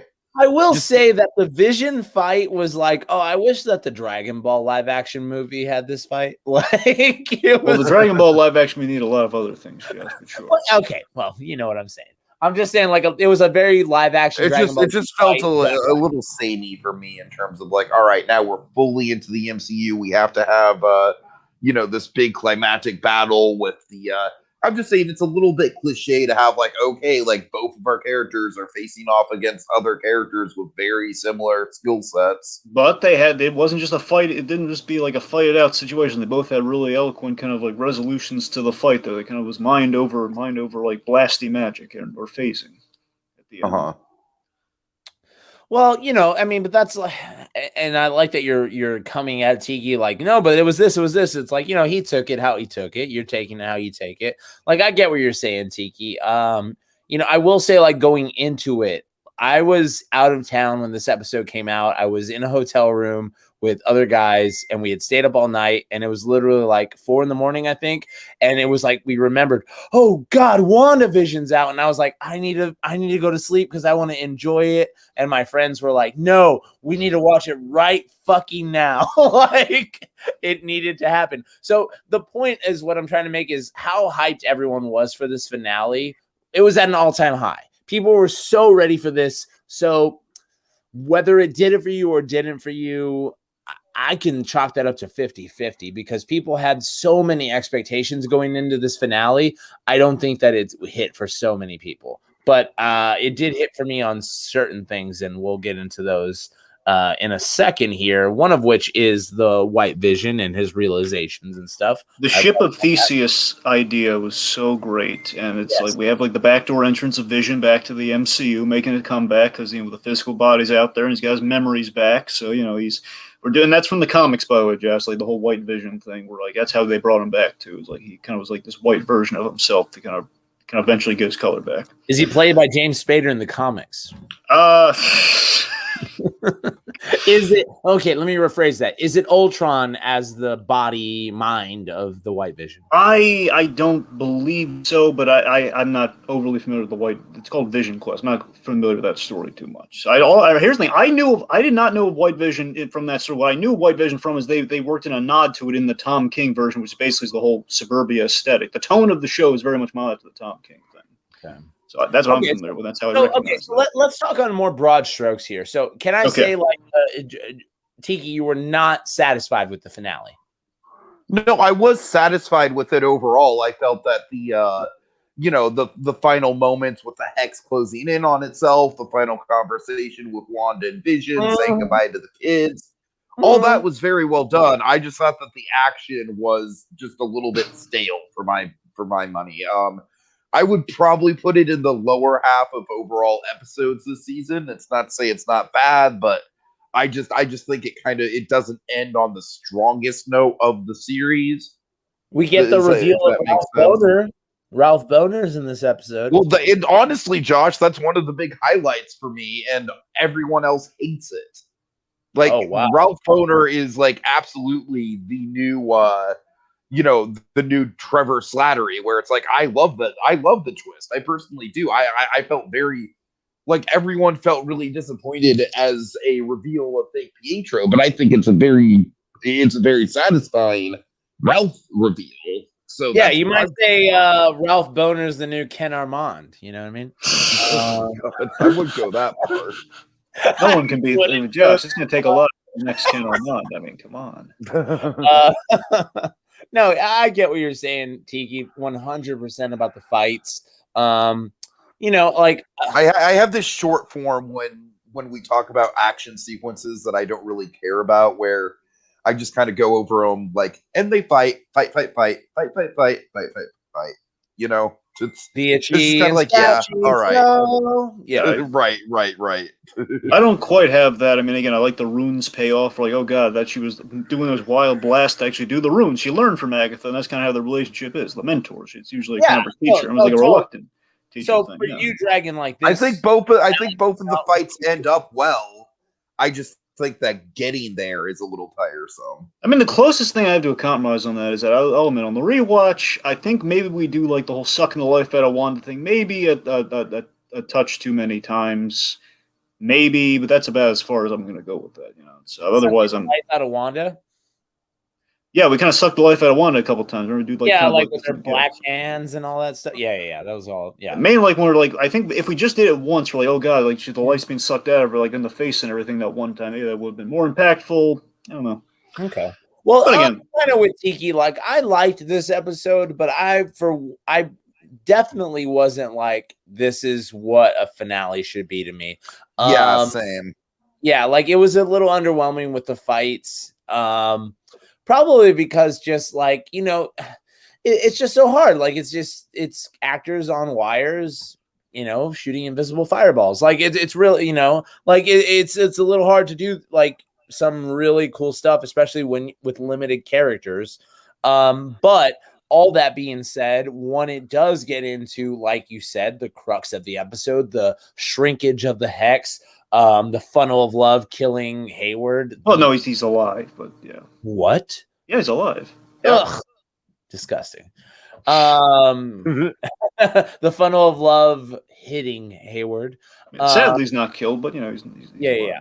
But no, all that, and then the Vision talking about what he'll be next. Like I said, that monologue was one of the most beautifully written. That's the most Tom King scene in the entire piece, by the way. That speech, that goodbye. Yeah, that's. We'll say hello again. That's beautiful. It was so great because it was somebody like, you know, especially after the conversation he has with himself, essentially, like White Vision, you know, coming to the realization, like, it's okay, whatever it is, because I'm feeling things. I feel these things for you, no matter who I am. And I don't care what I am next. I'm going to be like, it's going to be just be the next chapter of my journey. I love that journey too. I was a voice with no body, a body not human, memory made real. Who knows what I'll be next? That's great. And then to throw it back to anyone listening, go and watch that documentary because Paul Bettany's journey equally as fascinating. Absolutely. So, you know, I will say this, you know, like now that we're talking like an overall, and we're going to get into the crux of the finale and probably talk speculation. I want to say this and kind of tie it into me and just giggle it a little bit. WandaVision as a whole, I'm so hyped for the rest of these shows. I was not planning to watch the Falcon and Winter Soldier. I can't wait for it now. Miss Marvel, to see Sagar friggin' Shake. Our boy. Oh, I know. Oh my God. Disney Plus, our visual Marvel Universe. Are you kidding me? I cannot wait for Miss Marvel to come out. That's going to Miss Marvel is definitely one that I amazing. have a rooting interest in for sure. Absolutely. Oh yeah, I played the Avengers game. I'm much more familiar with her now, and I've doing some rudimentary stuff. I'm keyed up for that show a little bit more than I was. I saw the comic when I was at a store the other day, and I was just browsing through it, and I saw Sagar's character, and I was like, "Oh my God, I can't wait for this!" It's gonna be so hype. I just talked to him. He said he's done filming, so nice. Tiki, we got White Vision on screen again. Oh my God, I don't know why. And also, I'd be remiss to say Loki's show. That's one I'm really. That's gonna be good. I mean, Falcon Winter Soldier is my most hyped, but yeah, But I guess I'm just Falcon and Winter Soldier. I'm just gonna say it again. I've already said this multiple times, but I hate the title. Oh right, I remember that. I loved that you hated those, right? I hate the those, man. I like if you have to call it the Falcon and Winter Soldier, fine. I think Falcon Winter Soldier would work even better. But whatever. whenever my show comes back, it's going to be called The Harley Quinn and the Joker versus. I don't give a flying falcon about all the those. I care that it's happening. I care that it's finally happening. The whole reason I got Disney Plus is happening in a week. Well, I can't wait for that. No, okay. So all that being said, I'm hyped for the shows because I feel like WandaVision was a success overall. And so that being said, on the overall thesis of the show, to get into the finale and the speculation of what's to come, we end the show with the Hex imploding on itself. The kids die or are gone, so to speak. Vision's gone. He relieves himself, so to speak. Now it's Wanda in a mountain chanting, reading up on some dark magic, and she's reading from the Darkhold, the big evil book of dark magic. Right, and so we hear her kids. That's like the final thing, right? Mm-hmm. Okay, so I know just from internet stuff that and from what you guys have said, like SpiderMan and Doctor Strange are the next chapters in these stories, right? So what do you guys think is going to be? I guess do we see the kids in Doctor Strange? It's going to be like a search for Spock scenario, I think. Yeah, she's either one of two things happening. She's going to go multiverse hopping, looking for the kids. Wow. So she's going to steal a set of kids from another universe? Well, not thinking, maybe something like that, possibly. And of course, those characters are like grown-up heroes, and we saw them as like kids dressed up like those heroes. So perhaps like they're the older versions of themselves at the end of the day if they go that route. But so the Darkhold has a big tie-up. There's a whole chapter dedicated to the Scarlet Witch, and the guy who wrote that book is a guy named Siphon. Siphon is the guy who basically imbued her with the powers, made her the Nexus being that she is. So the question is, will that guy be making a comeback? Possibly in the body of her dead brother. That's from the comics, but not a requisite. I'm saying however they do it, of the actual Aaron Taylor Johnson version. Oh, so that's how they would bring him back if he is to come back. If I'm a betting man, they put that guy in his body. The guy who created the Scarlet Witch. He could be the bad guy in Doctor Strange. Could be Mephisto, given all the buildup. Or could be this Doctor Strange character called Nightmare, which is like the next big bad heavy under Dormammu. So those one being, if Wanda isn't just the big end all be all bad guy who's basically sent everything in the chaos to get her boys back, it could be her teaming up with Doctor Strange to fight who's ever holding her children. Okay, and I mean do you think that Wanda is going to be like a pivotal role in this next chapter of the MCU overall? Oh, she's going to be a huge. Absolutely. In Doctor Strange, yes, absolutely. She's like the co-lead of that. I still think that there's absolutely potential that she is going to be the big bad of Phase 4. Which is basically what House of M's all about, by the way, Josh. That's kind of everything going into this is like, oh god, she's going to be the bad guy because of the House of M. We did a lot of House of M nuns. When for a moment when the Hex was coming down, the kids and Vision were disintegrating. That's how they died in that comic. Man. Yeah. Yeah. Isn't it funny that it's like I feel like we've gotten more material off of like a Dark Phoenix type character from Wanda than like fucking 2 different attempts to do a Dark Phoenix movie. I never even watched that bullshit movie. Yeah, the crazy thing is, me neither. House of M, not a good comic book. Really? Well, essentially, I'm saying I just keep hearing it referenced. I just assume people liked it. It's like Civil War, Tika. The comic, it's kind of like it's polarizing. Yeah. It's like famous. It was infamous, and because again, it was like we got rid of all the mutants. We like those mutant characters, and we got rid of them for this one story, and we turned the Scarlet Witch into like a crazy lady. So, but again, over time, kind of garnered kind of like there's a fondness. Now we said like she's the most powerful character in the MCU. That was the main takeaway, the positive takeaway from that story, and we've just kind of taken that, and it was always like, hey, we're doing her in live action. We've seen her grow more and more powerful. She almost killed Thanos, which is awesome still. Yeah, so we've redeemed that story in the eyes. You took everything from me. I don't even know who you are. Yeah. Oh my God, what a boss Thanos is. I don't even know who you are. Oh God, she is serious. That moment, I love it. We did a whole show dedicated to the aftermath of that bit. It's amazing. Executive is asking Nehemiah from the Bible. What about beyond Phase 4? I don't even know what phase. Like we're at the beginning of Phase 4. How could you be asking about beyond? Well, Like, beyond Phase 4, we're definitely getting the Fantastic Four. We're getting a lot of the Disney Plus show. They mainly announced Disney Plus shows for like Phase 5. So we're going to get Armor Wars. We're going to get Secret Invasion. That's going to be the big event. That's going to be kind of the next sort of like WandaVision, if you will. Secret Invasion, which we teased up here, by the way. We teased up Monica that has been contacted by a Skrull at the behest of Nick Fury, presumably. wow. So that's a big tee up for that Secret Invasion. So that's like the story that follows Civil War in terms of your big comic book. Like all of the Avengers are affected by this sort of thing. So that's what that is. It's exciting to think that like random arcs from the X-Men animated series and obviously the comic books, but I'm just like such a sucker for the cartoons. But like that these arcs are going to be explored in live action is so mouthwatering to me. And it doesn't matter how crazy it is because we're getting so far into storytelling that we can now do these outrageous, outlandish storylines and people can keep up with it because we have the history there for you to look back on how we got here. Absolutely. All right, I think about does it for the spec. We could be here all day, but again, we have time. Again, other things will come up, I'm sure. Again, we're going to have some time. I'm sure more spec will happen by the time SpiderMan happens, assuming we are able to see it in theaters. I think one of the things that Marvel's doing really well is, they're kind of pulling that Lost thing where it's like, oh, don't you worry, they'll answer your questions, but the answers will just lead to more questions.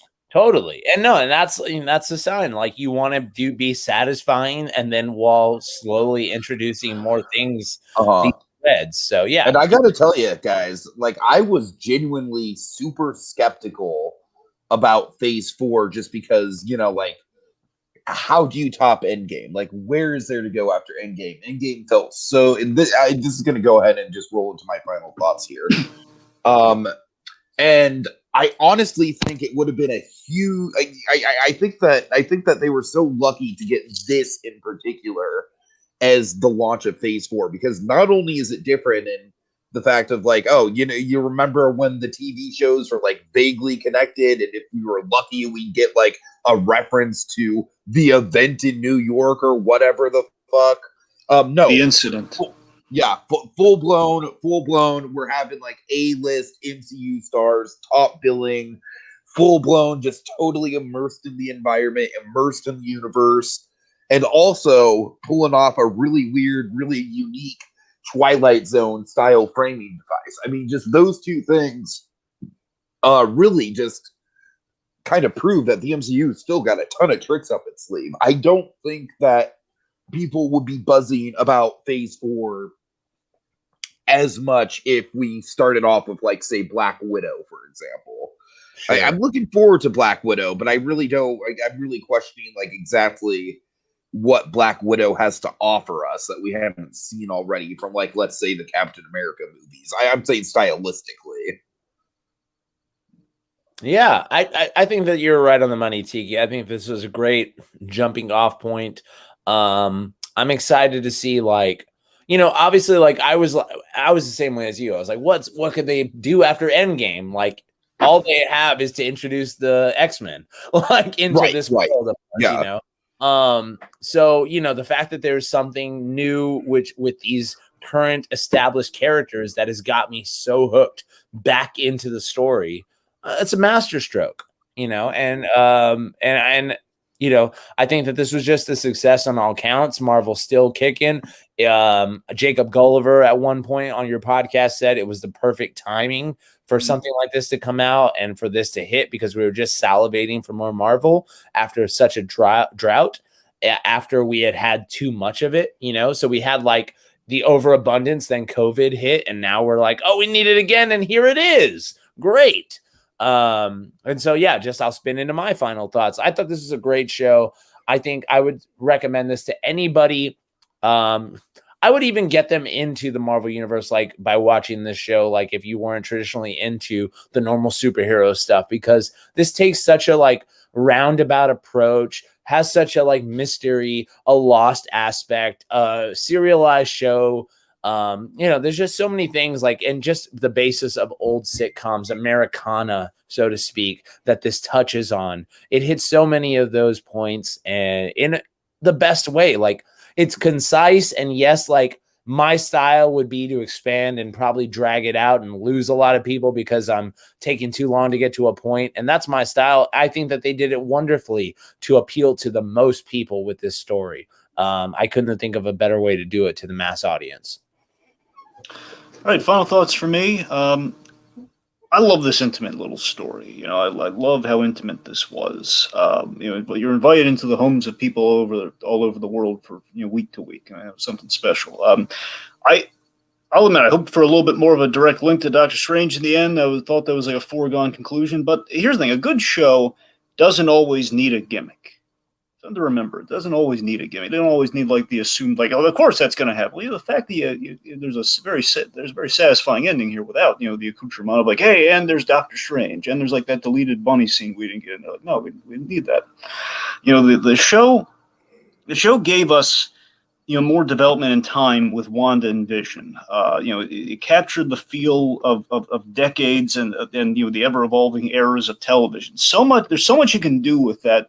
Like, hey, all these eras in television, all these different shows, everyone has a different favorite show. You can always do so much and still tell a compelling story. The show, in doing that, just being selective and just kind of like living and giving the impression of all these shows, making you feel like you captured the feel of those decades, even if it wasn't every single person's favorite show. But it was the greatest hits.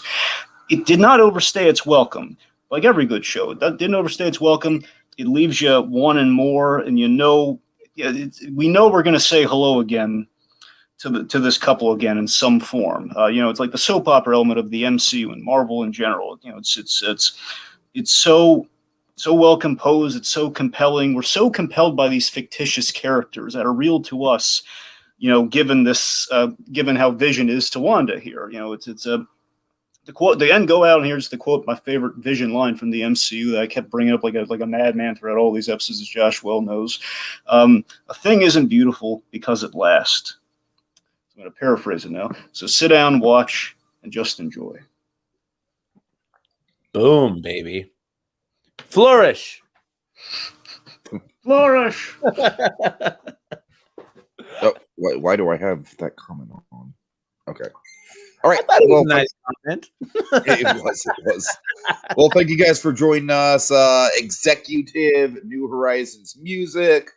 Let's see who else was on here. Of course, the great Mephisto. How could we'd be remiss if we didn't pay tribute to him.